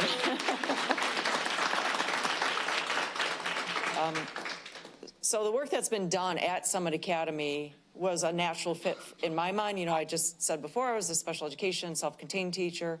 And what they're doing at Summit Academy, the two-pronged approach that they're doing is working. So why? Why do we need this? Because we can't continue to ignore a problem that we have in our district. And the problem that we're having, as you can see here, this is level 3 violations for elementary students. And you can see the blue line is last year, the red line is this year, and we are in our kindergarten and first grade. The red line is so far this year. The blue line is all of last year. So as you can see, we're nearing where we were last year, and that's level 3. So that's out of school suspension option for exclusionary discipline. What's more concerning for me, and what is not only a narrative, but this is a real life happening within our classrooms in our district. And our teachers are dealing with some very serious behaviors, and they're trying to teach. This is level 4. This is a grave concern. We are seeing kicking, hitting, biting, staff assaults, student assaults, things that we didn't see at this volume pre-COVID. I'm not blaming COVID, but the needs of our students have changed in the last couple of years. And I can't ignore what is happening and want to make sure that our teachers stay in our district and that they can teach. That's the why. So what's the goal of this program? The goal of the program is to provide very intensive, direct, individualized support to identified students. Those students are identified through the MTSS process. It is not a greased slide to this program. My team is in charge of ensuring that students receive all of the interventions needed and necessary, just like we do with the Student Code of Conduct, before any referral is made to an alternative program. So what they'll do there is they'll look at what the student's goals are, what their skill gaps might be. They'll support them by building their skills and then eventually return and transition back to the zone school. So our overall goal, right, is to give them the support they need at the time that they need it and return them to the zone school as quickly as we can without as quickly as it can while also making sure that they don't end up back in the program. I don't like the way this slide looks, but I didn't know how else to show it. Really what the goal is to have very small numbers of students with a large number of staff. So we have, for every classroom, you can see that what's listed there in terms of staffing per classroom. There are 2 reset rooms. Those are kind of what we refer to in RPS as calm classrooms. It's a place for a student to go when they're exhibiting behaviors, reset, work with an adult, and eventually go back to the classroom. Reteach and practice equals mastery. We see that with our older students at Summit Academy, I call it Summit Senior. There's a two-prong approach here with behavior modification. One is really just behavior intervention. That's through behavior intervention plans, targeting specific goals, working through programs, leveling, and returning a student back to a good behavior. What I want to focus a little bit more on is the behavior support that Summit Academy prescribes and provide to students currently at our Summit Academy for our older students. And so they use cognitive behavioral therapy. And this is, there's lots of research out about cognitive behavioral therapy and its effectiveness. And really what it is if you're having unhealthy ways of thinking based on some experiences that you may have had, then you exhibit different types of feelings, and then those feelings are then the behaviors that you exhibit. And so if you change your thoughts, you can change your feelings, and then you can change your behaviors. And so they practice that there, and it's how they work in the reset room. It's how they provide individual and group types of therapy with the students that are at Summit. Entrance and exit criteria. I think to me this is the most important piece of this. Ensuring that the right students get the right supports at the right time, and also making sure that we don't over-identify students and that we're doing our job before we ever refer a student into outside of their zone school, because that's extremely traumatic, that we're doing everything that we can do prior to that so that we're not just sending kids off, that we could actually work within our zones. So like I said before, the MTSS process is crucial. We're working with our MTSS team to ensure all the steps are taken before a student ends up in a pre-referral. The purpose of the pre-referral is to alert staff within RPS, staff within my department, staff within the MTSS department, staff within the special education department, to say the school is struggling with student A. And so those 3 teams can then mobilize to the school to help, assist, look at what they've done to ensure all of the interventions, appropriate and available interventions, have been utilized. Then we turn to, if it moves to Tier 3 in MTSS, that is a mandatory parent involvement, that we start, hopefully the parent would be involved sooner than that, but at Tier 3 it is mandatory, and that's working with the parent to start looking at individual type goals and having conversations about moving this student, either to this alternative program or providing additional supports. The referral, again, that's a kind of a multi-step process. The one is pre-referral. That's ensuring we have everything that we need. And then the referral then moves to Summit Academy. My team is involved with that, and the student would transition if they are accepted into the program, and the parent is a key player in that. So as we already know, at Summit Academy for our middle school and high school students, there's a safety component and a parent interview with the student, and that is another piece of the SOAR program, so we would not move forward without parental consent. The student moves into a level system, and hopefully we can return them back to their zone school through our transition services. And I did explain that earlier. Val Simon would be moving from our middle school, high school transition to elementary, just because she's just so darn good at what she does. And we have another transition specialist to work with our middle school and our high school students. And then the student would return to the zone school through the MTSS process with a plan. Funding, we went through funding earlier. Obviously, most of it is staffing. And then there's some startup cost, the things that we would just need to start a school, an annual cost. And then, y'all know me, I am very data-driven, and I really rely on both qualitative and quantitative data. And so things that we don't necessarily have at our Summit Academy for our middle and high school students is that feedback. So I'm really interested in parent feedback prior, during, and after their child's time with our Summit SOAR Academy, as well as the student voice, as much as we can get from some of our younger students. And then all the data that we need, the quantitative data that we need to make sure that a program is working. And I know that was a lot. There is a program manual that has very, very specific details about transitioning, and I'd be happy to answer every question that you might have about Summit. I would also just add that if any board members want to, in small groups, tour the facility, I think you'll see that the entrance is in the very far back corner of the building. We have 15 years of using the building as a standalone program, so it is. But I do think, to Board President Pearson's concerns, we'd be happy to offer an opportunity for Board President Pearson or any other board members a chance to walk the grounds and see how the physical impact would work on a school day or at another point that is of your convenience. So we'd be happy to also offer that before you make your decision on whether to move forward. If you'd like to see that, we'd be happy to provide that tour. So I want to be clear. I'm not against the academy. Let me make myself abundantly clear with that. The problem I have is that this reminds me, this is duplicate to, first of all, let me get clarity. How long have this been in the making? How long have we been having conversation? And you said that Superintendent Jarrett came to you with this idea, and it's a great idea. I'm not knocking that at all. So I definitely think that it is needed. I'm trying to understand this timeline of events here. And that's what really have me a little concerned. Again, a program is presented. I had to reach out to find out where this is going to take place.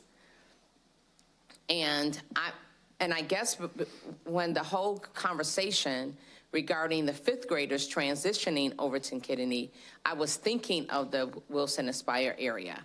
So in terms of keeping them separate from the 6th through 8th. So yeah, I would be interested in a tour, but that's not gonna help if we're moving forward with voting on this and it's too many questions. And I'm afraid this is gonna be the same duplication of the International Baccalaureate School. It was presented, the board voted, and then the demographer came in, that was changed, the population changed at McIntosh, increased problems, and McIntosh came in on the information at the 11th hour. So have we really worked out the details? And I'm advocating very strongly because Rockford is somewhat of a large city, but a very small community. And the students that will be a part of SOAR still know the students. Our students, scholars, are creative, and they know how to do what they want to do. And we have a responsibility to not set them up. And until we have a clear plan of what this looked like, because we've got bits of information, but not the bottom line, and that really concerns me. And I was support of the fifth graders making this transition with the support services that they would need, but here's something else. What other alternatives do we have outside of Kennedy, the space at Kennedy? Have we looked at that? As we were preparing our recommendation, we looked at lots of sites, but this is definitely, because we have the space and because it is self-contained, this is our recommendation to the board. And so we feel that this is, without question, the best, safest space, and we do not feel it have any negative impact on the students at Kennedy. Again, we'll be happy to get any information to the board that is requested, but we do need you to weigh in on whether you support this program, and whatever information you need or tours or whatever we can provide, we'll be happy to do so. But we do believe that this is the right location after, to answer your initial question, we've been contemplating this program for a very long time, well over a year, and we are here presenting it to the board at a committee meeting and asking for your input and your feedback, and if there are improvements or changes or suggested information that's needed, we'll be happy to provide that prior to the next board meeting. So, again, I'm going to be clear. I support the program. I do not, as of today, support it being at Kennedy. I cannot support that.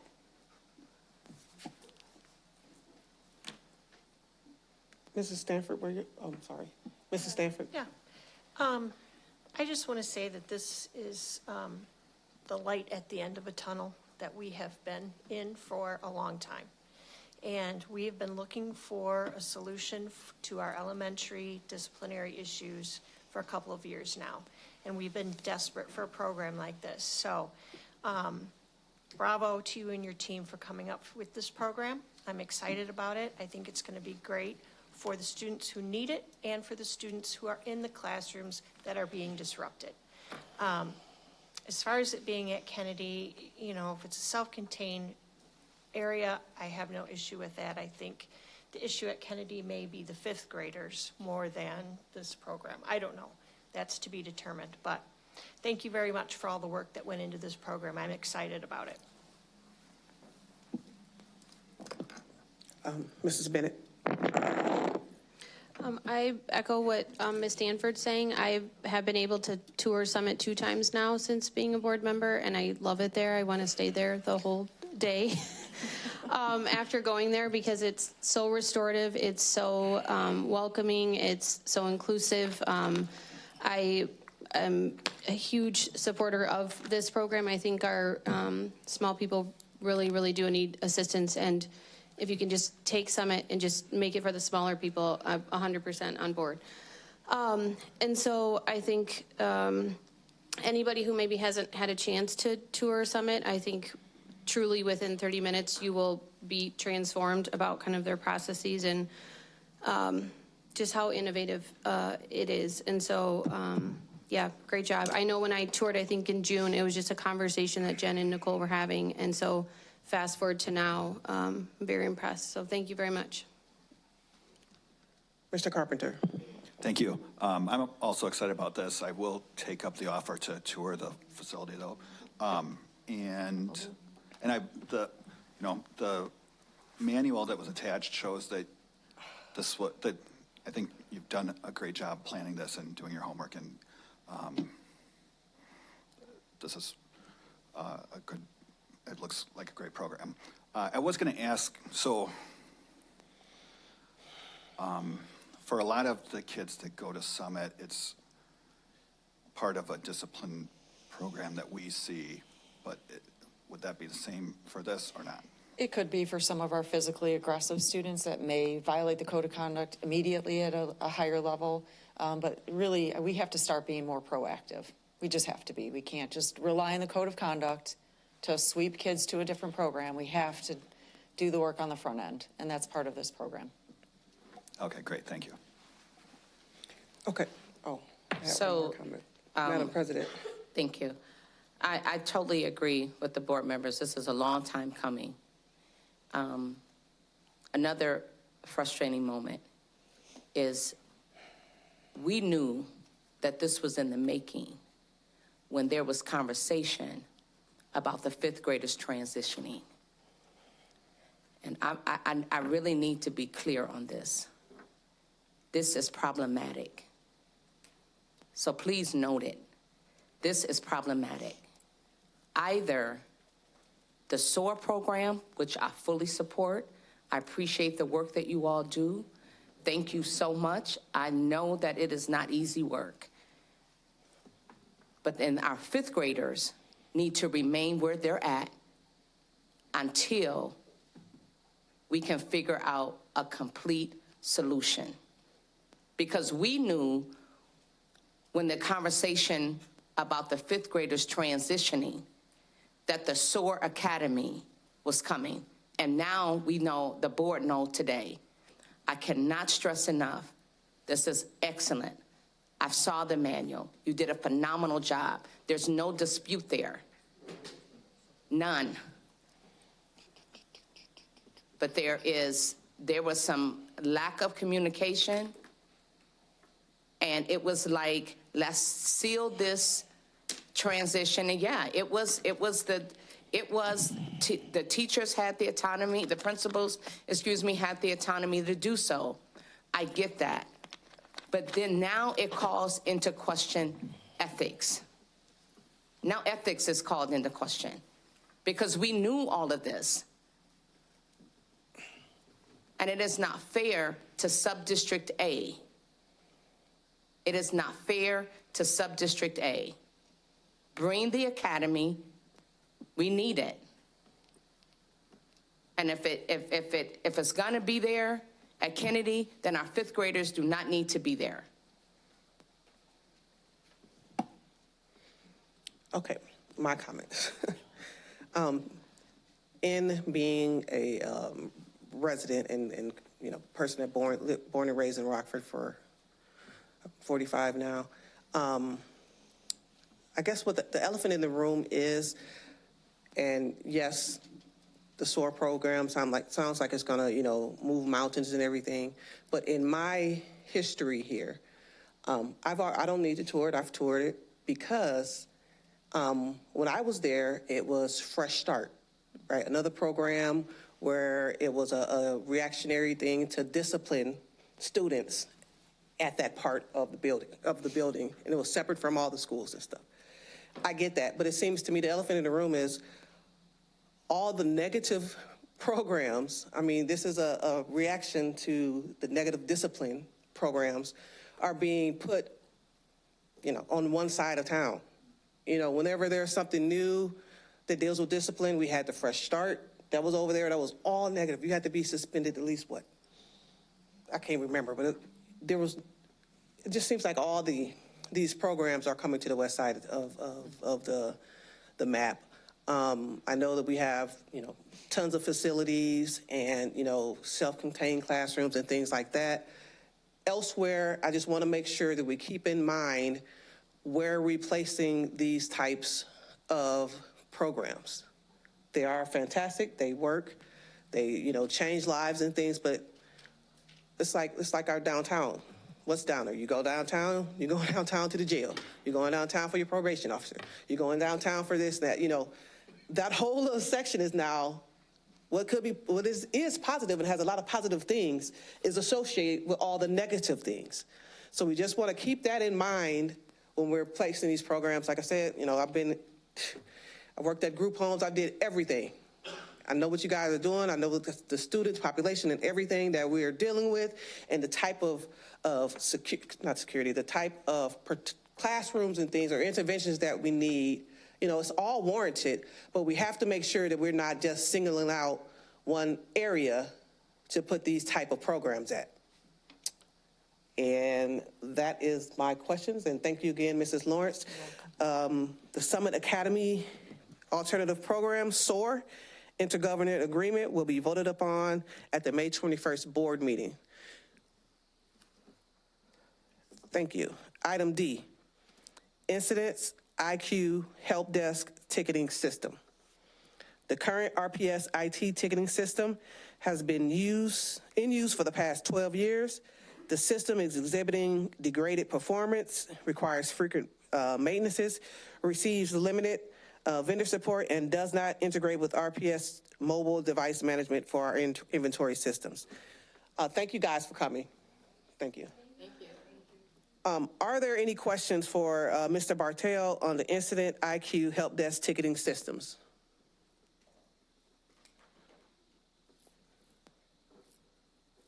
Okay, seeing none, the Incident IQ Help Desk ticketing system subscription agreement will be voted upon at the May 21st board meeting.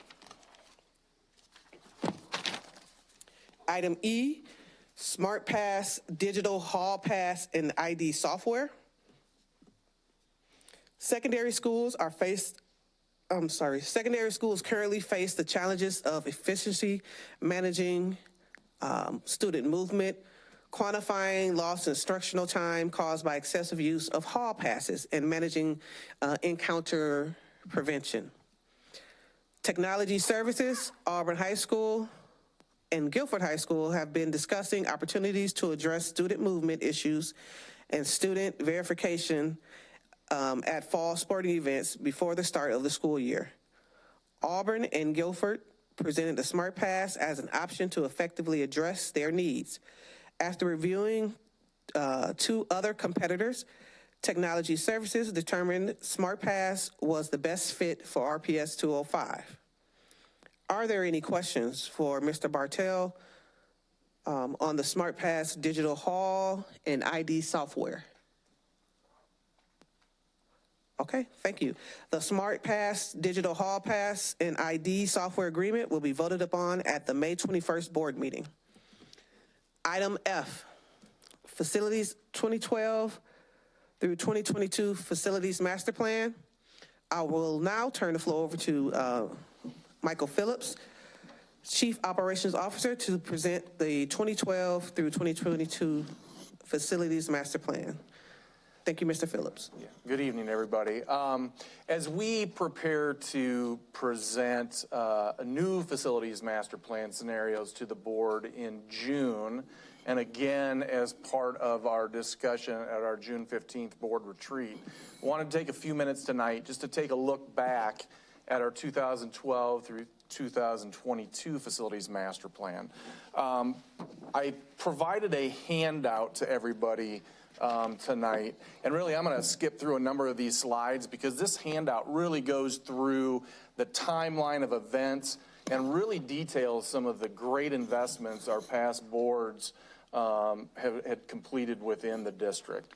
So just go through some of the, what I'd say are the big highlights. So looking at by the numbers, in 2012, when we started the plan, we had 55 buildings, a total of 4.8 million square feet, and our building's average age was 68 years. When we ended the plan in 2022, we reduced our building footprint to 44 buildings, 4.9 million square feet, but we reduced our average age to 50 years.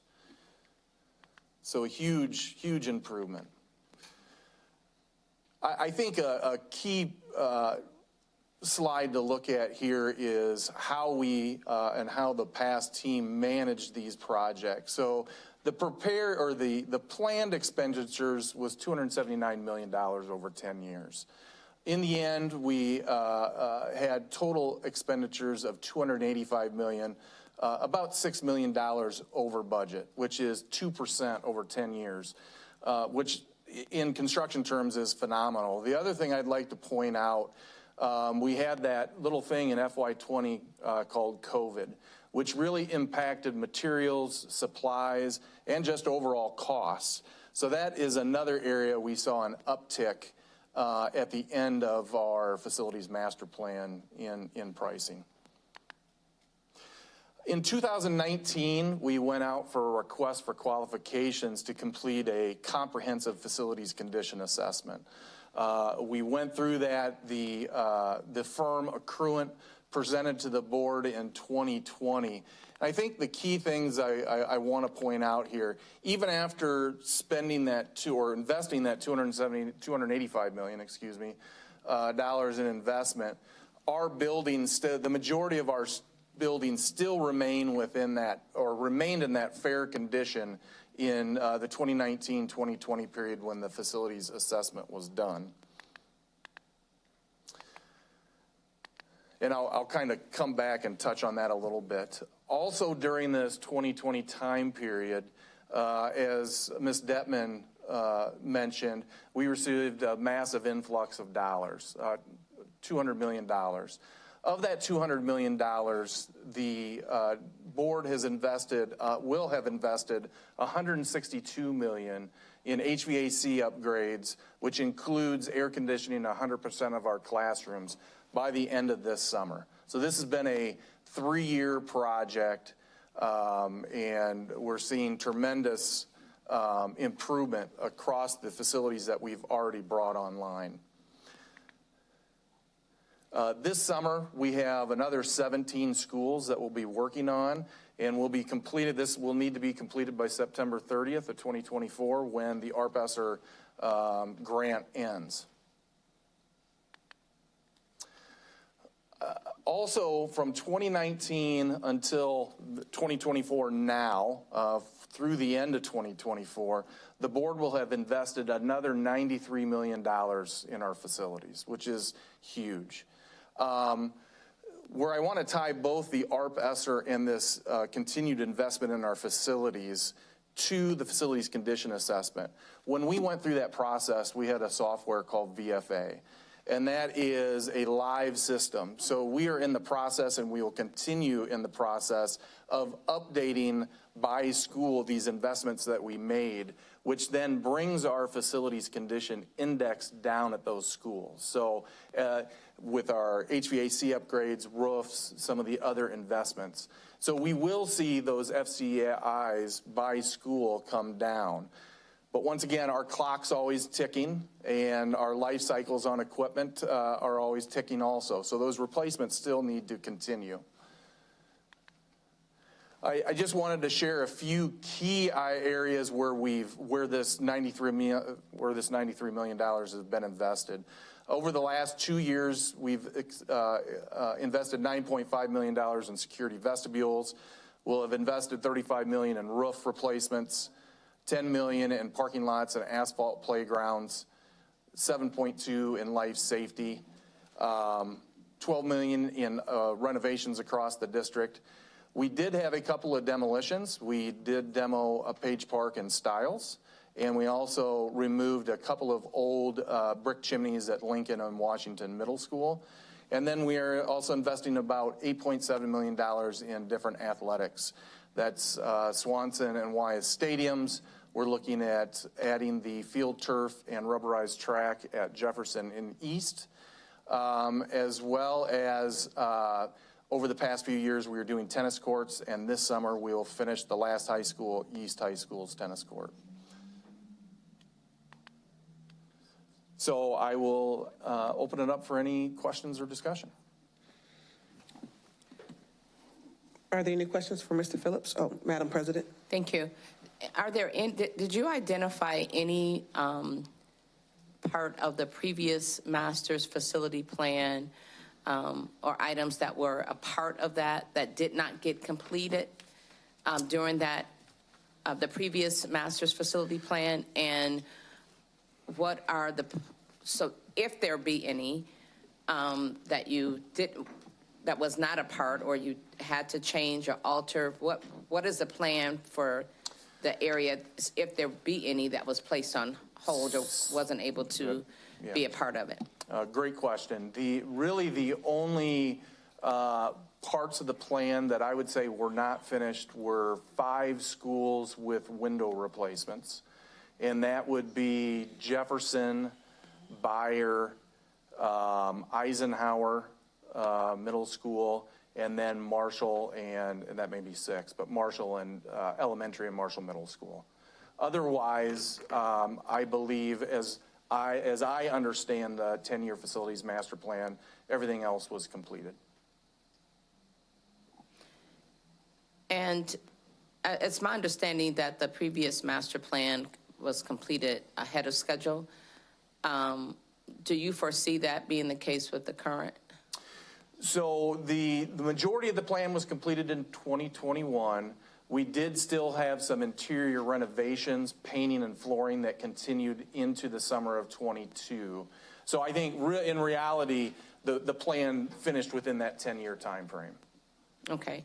And my last question is, have you had any conversations with any of the principals about their needs or wants, and if this is a part of the master for the sake of public knowledge? Yeah, definitely, and that will fully be discussed as we present at the June Committee of the Whole. But we had several internal and external stakeholder sessions for input.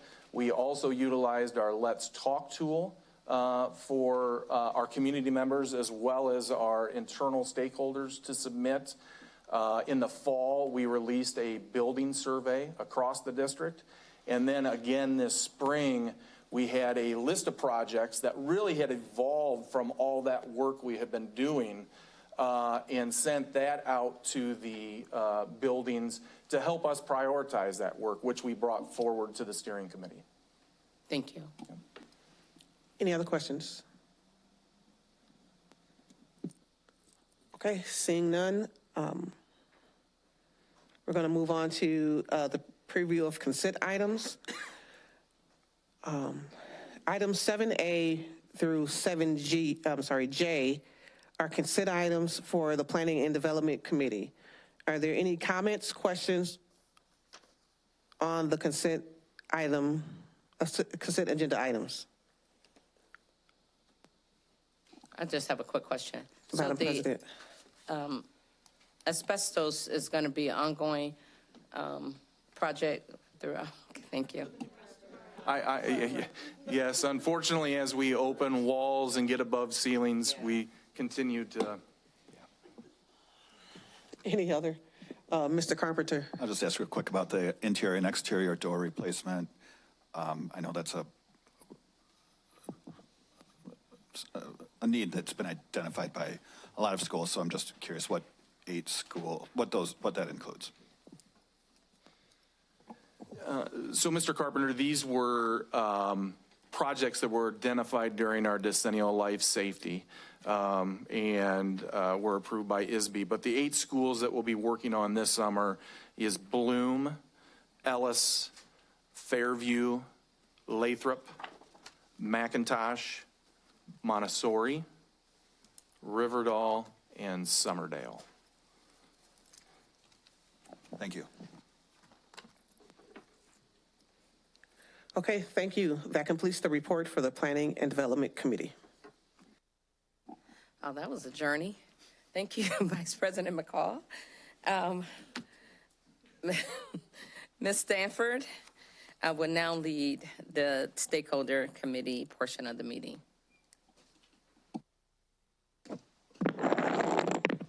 I'd just like to say our committee always stays within our hour, just to make sure that everyone takes note of that.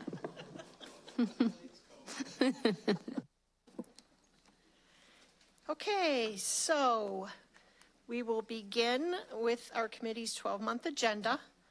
You can see we have no speakers tonight because we gave our time to other committees. So let's begin and celebrate the good things happening in our district. Jefferson High School Principal Don Rundle and his administration team for the Freshman Academy held a celebration last month. 83% of the freshman class are performing on track in order to graduate in 4 years. Absolutely. This is the highest percentage the school has had in 5 years. There were prize drawings and pomp and circumstance was played as the students walked out of the auditorium. It was a reminder to keep their eyes on the ultimate prize. Rockford Mayor Tom McNamara visited Auburn High School to recognize the students and teachers from the music department that participated in the Heritage Musical Festival in Orlando, Florida. The mayor presented everyone with a challenge coin for going above and beyond. All 63 students had to raise $1,200 each in order to attend the event over spring break. The Auburn Choir won second place, and orchestra placed third. Auburn was also given the Spirit of Orlando Award. Out of the 13 different schools represented, Auburn was the school awarded with this prestigious honor. Jefferson High School hosted its annual military signing night. It's set up similar to an athletic signing, but it's for those who have decided to serve our country. This is an opportunity for parents, staff, friends, and students to take pictures and show their support. This year, about a dozen graduating seniors from Jefferson High School will be making a commitment and enlisting in either the Army, Marines, National Guard, or Navy. These students will also get a red, white, and blue cord to wear with their gowns at their graduation ceremony in June, where they will be recognized. The Guilford High School robotics team competed at Chicago's Museum of Science and Industry in the Argonne National Laboratory Advanced Vehicle Competition. They took home first place in robot performance. Way to go, Robo Vikings. It was a busy April for our Chief Communications Officer and Superintendent. They visited our schools and interacted with principals, teachers, and students. Check out all the smiling faces from Westview, Carlson, Riverdale, Lewis Lemon, Gregory, and Whitehead Elementary Schools. Their futures are so bright they had to wear shades. Guilford SALT, Students and Athletes Leadership Team, ventured to Spring Creek Elementary to read with Mrs. Larson's kindergarten class. It was a heartwarming experience for everyone. Kappa went on a field trip to the Rockford Symphony Orchestra. The symphony performed pictures at an exhibition. This year's picture theme was artwork from Rockford Art Museum's Young Artist Show. 5 of our talented Kappa artists had work that was displayed during the symphony's performance. Veronica Sevilla, 7th grade, Annabelle Childress, 8th grade, Molly Hargan, 6th grade, Mia Martinez, 7th grade, Olivia Comprud, 6th grade. Congratulations to these students.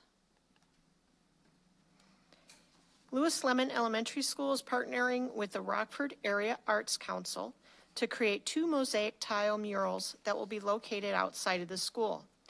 RAC staff was at the school to collaborate with teachers, staff, and students, K through 4th grades, on these works of art. This project includes medallions that pay homage to one of Rockford's founders, Lewis Lemon, and welcoming messages.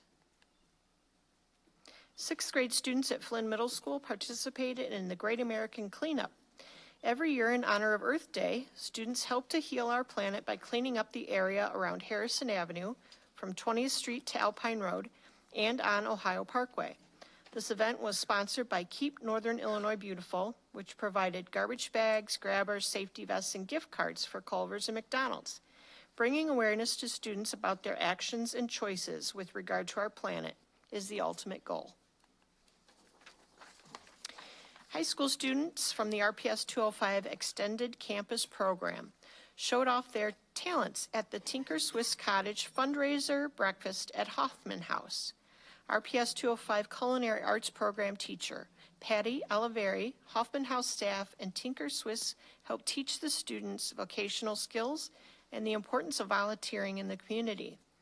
These students took charge of food preparation, plating, and shared their favorite artifacts from a recent Tinker Swiss field trip.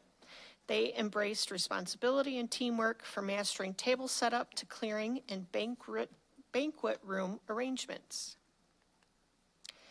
The 205 Vibe was created to share the amazing things happening in RPS. It publishes firsthand stories from district staff, students, and community members who support RPS 205.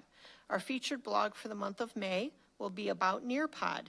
Find out how teachers use this tool to help strengthen student autonomy and 21st century skills. The Stakeholders Committee conducted our annual legislative luncheon on April 24th at Jefferson High School. It was facilitated by myself and Nicole Bennett. It was an opportunity for lobbyists, school administration, the Superintendent Student Advisory Council, and my fellow school board members to have an open dialogue with local lawmakers and discuss legislative issues and their impact on the RPS school system. This year, we focused discussion around our facilities master plan and how our state could help assist us in some of our priorities. After our luncheon, we toured the school and our College and Career Readiness Center next door. There's some more pictures. Last month, Eliminate Racism 815, NAACP, Rockford Public Schools, and West Gateway Coalition hosted an education town hall at Ellis Elementary. The community was invited to a presentation and conversation featuring Superintendent Dr. Aaron Jarrett and Chief Diversity, Equity, Inclusion Officer Dr. Antoine Reed. This event offered an opportunity to learn about the latest developments in RPS 205, share perspectives, and collaborate on solutions for positive change. We want to recognize the work being done by Jason Pope, RPS 205 Director of Recruitment, and his team. Their efforts have shown across the state to be incredibly innovative and leading the industry when it comes to teacher recruitment. Mr. Pope was asked to speak at the Illinois Education Leadership Summit, where he helped teach and guide other school districts in Illinois with solutions for recruiting, developing, and retaining great teachers. We finish our deck with the board calendar, reminding board members of the many opportunities to interact with our students, families, and community each month. Is there any board member who has anything to share regarding any school events you've attended or any interactions you had in the community? Ms. McCall. All right. So I had my ankle surgery April 25th. So this is going to go before that. I was able to tour Conklin IB, Westview, Welsh, and Marshall Middle, some of the schools that were in my district a couple of weeks ago. And what I can appreciate, I know it's Teacher Appreciation Week, so I want to, make sure that we thank our teachers for the hard work that they do.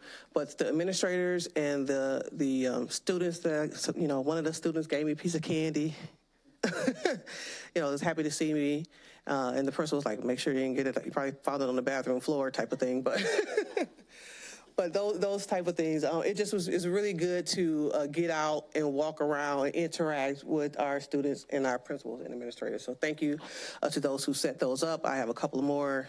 I was trying to get them all in before the purple cast, but we're trying to work on that still. Additionally, I think it's important for us school board members to have those conversations with the principals that service the schools that's in our districts. Last night, I was able to attend the the middle school Rotary Club dinner banquet type of thing. It was a very good turnout at the Embassy Suites. A lot of our middle school students are benefiting and, gave a couple of remarks on their time in the Rockford Rotary. Feel like I'm missing some more stuff. Oh, hold on. And let's see, you can come back to me while I put my calendar up because I know some more stuff up in here. So, Ms. Pearson? Yeah, so I had an opportunity to visit some schools, and I hadn't been to Julia Lathrop since the new principal, and I really appreciate the work that she's doing, and she's fairly new, but she's really make the students first. She don't deny that, challenges, but I could tell that her passion and it's really important that she's engaged and she make a specific effort in parental engagement. So I definitely appreciate the work that's being done at Julia Lathrop. I stopped by RISA. I was trying to spend a day, but it's kind of hard. You know, school principals have a task as well, and it's not always easy to, you know, stop. And I was trying to make a one-stop shop at the Auburn campus, is what I call it, that covers McIntosh, Kennedy, and Auburn. But I had a chance to visit with RISA, and there's some needs there. I did tour, and we definitely want, and I've said this before, as we build new, we want to maintain those that are not so new, but it's really good to make sure that we're giving that quality care. And congratulations to all of our teachers that are making the sacrifice every day. Teaching is not for everyone, and I may be in that number. So I definitely appreciate the hard work of our teachers. And I want the teachers to know that we support them simultaneously, which is a challenge as we support our students. I am, believe it or not, kind of a sports person, so I had an opportunity to go to a track meet. You know, it's interesting. You can always engage with parents when you go to sports events, right? So you show up there, you can have conversation. Some may not ever come to a board meeting, but you can definitely have a conversation at a sports event when, you know, it was track meet. And Eisenhower, all of the schools did very well. Very, very well. But you can see how middle school, you can see what high school is going to be like when you see how middle school is. So it was good interacting with parents and students at that event, and that's a pretty good strategy that I think I'll keep every now and then, because you can see everyone at a sports event. Thank you. Go ahead, Ms. McCall. Okay, I remembered. It was I want to speak on the education town hall that was held at Ellis Arts Academy, just on the great participation that we had with the audience, Dr. Jarrett and Dr. Reed, you know, and thanks to some of the partners like Eliminate Racism for having putting the platform together to have the interaction with the superintendent and our cabinet staff. Also, the Rockford Public Library, you know, we had a hard hat tour of that, and that is just going to be one of the, you know, our town's greatest gems as they approach their grand opening. Just want everybody to keep in mind that, you know, the way you library is different nowadays, right? It is different, right? So the new library is going to have, I missed the gala, but they're going to have just amazing opportunities to, you know, provide programming, you know, maybe something from the school district to provide programming, classes, different things at that top of state-of-the-art library. It was just very amazing. I'm looking forward to that. So keep in mind about the different things. Everybody keep in mind of the things that maybe you and your teams can do to try to incorporate utilizing the library.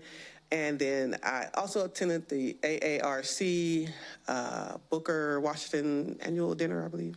I can't remember the theme of it. And it was also a great event, and there was a lot of good representation from students and parents. And it shows that the things that they are, you know, that's important to them, that's within our community. You know, every community that every little neighborhoods and schools, zones type things have a local community center. So we must remember the importance of collaborating with our local community centers and different things, like utilizing some of their spaces for some of these things. And I talked about the Rotary, and that was it. So until next time, thank you. Thank you. Ms. Bennett. Okay, so I wrote down the library as well because Ms. McCall and I both went there together. And they have so many cool things that are specifically for youth and have like actually engaged youth to help develop the library, which I think is really cool. But they have all kinds of like security features and things that are very inclusive. So youth who might utilize a wheelchair, for example, can still utilize the slide and like all kinds of different cool components that they have. And they've also been very strategic about where they place which age groups. So the children who are the most likely to run out of the library are farthest from the doors, for example. Just a lot of very thoughtful things for our youth, which is exciting. Because I won't be here, I'm doing a reminder months and months in advance. August 6th and 7th is the Educators Summit through Mayor's Office of Domestic and Community Violence Prevention. I know RPS 205 has their own segment, which is very exciting. I don't know who from RPS 205 is presenting, so, oh, okay. I was like, so hopefully somebody knows that they're presenting, so that's good. Okay, great. So there's a whole segment on Handle with Care, so that's very exciting. And a lot of the sections I think are going to be really, really informative for staff, so that's very exciting. It's also free, so if anybody wants to attend, 8:30 to 5 p.m. Those 2 days. And then not to put anybody on the spot, but if anybody wanted to talk about the grant award through the University of Illinois School of Social Work. I don't know if Dr. Jarrett wants to talk, if Jen would. I know we received an update, but it is very exciting when we talk about lack of staffing in our buildings and just kind of the plan. I think the pathway, there's just so much about it. So if you could just 1 minute, 2 minutes, please, I'll appreciate it. Thank you. Well, I know that the Winnebago County Mental Health Board wants to do a media event, so I'll be very brief. We, Rockford Public Schools, partnered with quite a few organizations, University of Illinois College of Medicine, Rockford, Rock Valley College, Winnebago County Mental Health Board, obviously to the grant, Winnebago County Health Department, Rockford University, University of Illinois College of Social Work, and pulled together a proposal for a pipeline and pathway to increase the social work field in Winnebago County. So there's two options to it. One is a pipeline for high school students to get into the field with some supports, wraparound supports, and the other one is a bachelor's program and a master's program in school social work. So it's really exciting because we are all desperate for mental health services, support services. You're welcome.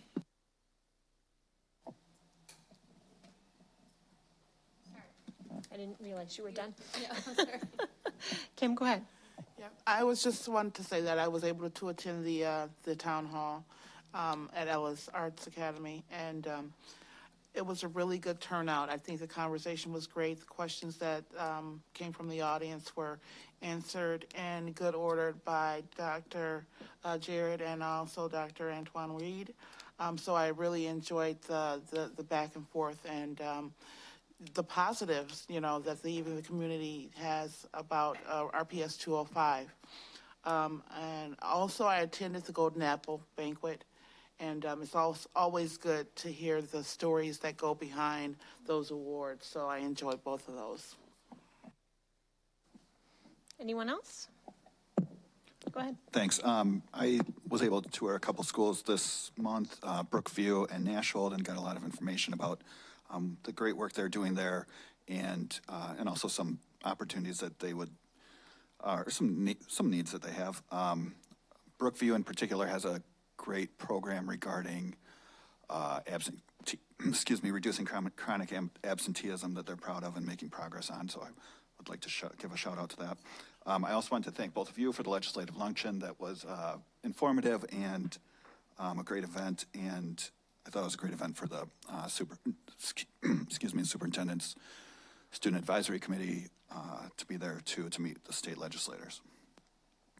I also, I'm on the facilities master plan steering committee, so I think we had one meeting in the last month, and we're making a lot of progress on that, and I'm excited to be bringing that for the team to be bringing that forward next month. So thank you. And I also wanted to express my appreciation for teachers during Teacher Appreciation Week. Anyone else? Okay, well, I see we do have one consent item, and that is the IHSA 24-25 renewal for our high schools. So are there any questions on that? Okay, that concludes our report. Thank you, Ms. Stanford. Mr. Carpenter will now lead the Performance and Monitoring Committee portion of the meeting. Thank you. We don't have any presentations tonight. We do have several consent items, 10A through 10N, if anybody has any questions about those.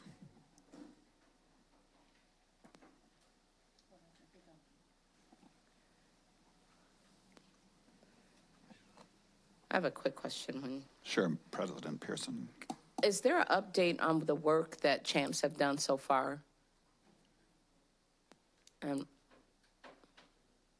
Any results?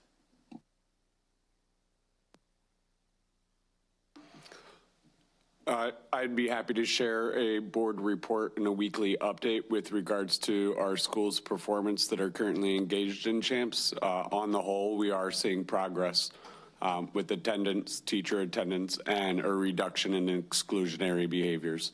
But I could provide greater details similar to detail provided in my last update on our school metrics. Very good, thank you. No. Did anybody else have any questions about those consented items? And seeing none, that concludes our report. Thank you. Thank you, Mr. Carpenter. I will present the agenda items for Governance Committee. Before I get started, though, I never given the update on the committees. And for the most part, the committees will remain the same until Mrs. Bennett return from maternity leave. We'll have our first, that I know of, board baby. And she's going to be going on maternity leave. But Kim will be working with the internal-external committee, but she will remain with a performance and monitoring team until Mrs. Bennett return. Mrs. Haley will be working with the internal-external committee. Not to say that she will not have input and engagement with performance and monitoring. She enjoyed that very much, but she was willing, after discussion, to switch, and Mrs. Bennett will be joining the Performance and Monitoring Committee. So that is the update where committees are related. Do anyone have any questions regarding that? If not, the items for Governance Committee, we have a board requested policy change for board policy 4.60, operational service purchase and contracts, in pursuit of the recommendation of Mr. Paul Noley, Executive Director of Project First Rate, and policy 7.150 has proposed changes that are intended to clarify the role of school officials when there is law enforcement contact with students. Does anyone have any questions? Mrs. Bennett? In light of some recent conversations about code of conduct and changes regarding law enforcement, I'd asked if legal would be prepared to provide a summary of board policy 7.150, just to make sure that everybody is extremely clear what this policy is and is not, and to have a summary. So Ms. Goldsmith, if you're able to do that, thank you. Yes. Good evening. Board Policy 7.150 details the roles of school staff and law enforcement when collaboration occurs or is necessary. The policy first details the district's goal of maintaining a safe school environment that is conducive to learning. The next two sections provide direction regarding when assistance from law enforcement should be requested. If a matter can be safely handled by district procedures, it should be handled in that manner. 911 should be called in emergency circumstances. Staff should rely on site administrators, such as building principal, if there is not immediate danger, but there is potentially criminal behavior. The policy next provides detailed guidance on when law enforcement may investigate and interview students. A, when the school has requested assistance, as compared to B, when law enforcement has not been requested to assist the school. In the latter circumstance, interviews of students should occur outside of school hours and outside of school buildings/grounds unless absolutely necessary. It is the responsibility of the law enforcement officers interviewing student witnesses or interrogating student suspects to assure compliance with law enforcement requirements. The latter portions of the policy detail that arrests of students on school property should be avoided whenever possible. Law enforcement makes that determination regarding arrest. With regard to the revisions, there's added clarifying language regarding principals and district staff do not have the authority to decide whether a student will be arrested. Moreover, responding law enforcement officers do not have the authority to decide whether a student will receive interventions or disciplinary consequences at school. And finally, there's the addition of the language that law enforcement officers do not serve in the role of school administrator and should not be used as such. In no instance shall a school administrator ask a law enforcement officer to handcuff a student, as this is to be the sole determination of the involved officer and not of the school district. Thank you, Attorney Goldsmith. So I certainly hope that offers some clarification to the rumors related to teachers not being safe and police officers not being able to be called upon. So I really hope that that offers some clarification. I would encourage those that have continued questions to reach out to administration and obtain clarity. We definitely want our students safe as well as our staff, and we would never put you in such harm's way. So again, I hope that clarifies any misinformation that have been shared. Anything else? Vice President McCall? I just have a comment, and I just want to reiterate what Madam President has just stated, as well as the other fellow board members and Attorney Goldsmith. At all levels, we need to make sure that this information is clear, you know, from teachers to building, from all levels, and as well as making it in a language where the community can digest it as well. Because some of the, you know, community members are getting confused or you know, certain things are going around. Just want to make sure that we are trying, as a district, are trying our absolute best to provide clarifications at all levels. That's from employment to community members. So that's all. Just want to keep beating on that. Thank you. Anyone else? You're welcome. We are now on governance consent items. Are there any questions regarding consent items, meeting minutes, memorandum of understanding, REA, speech language pathologist differential, memorandum of understanding, REA, special education, case management differential, freedom of information law?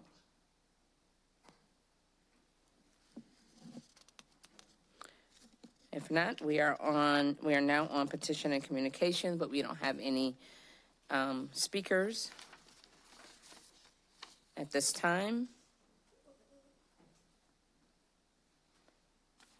So was there did you receive anything? She left because she needed to go home. Okay.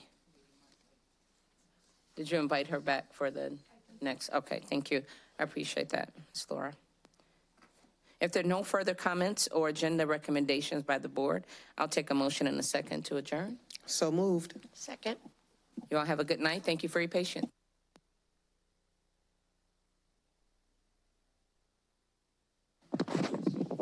Wait.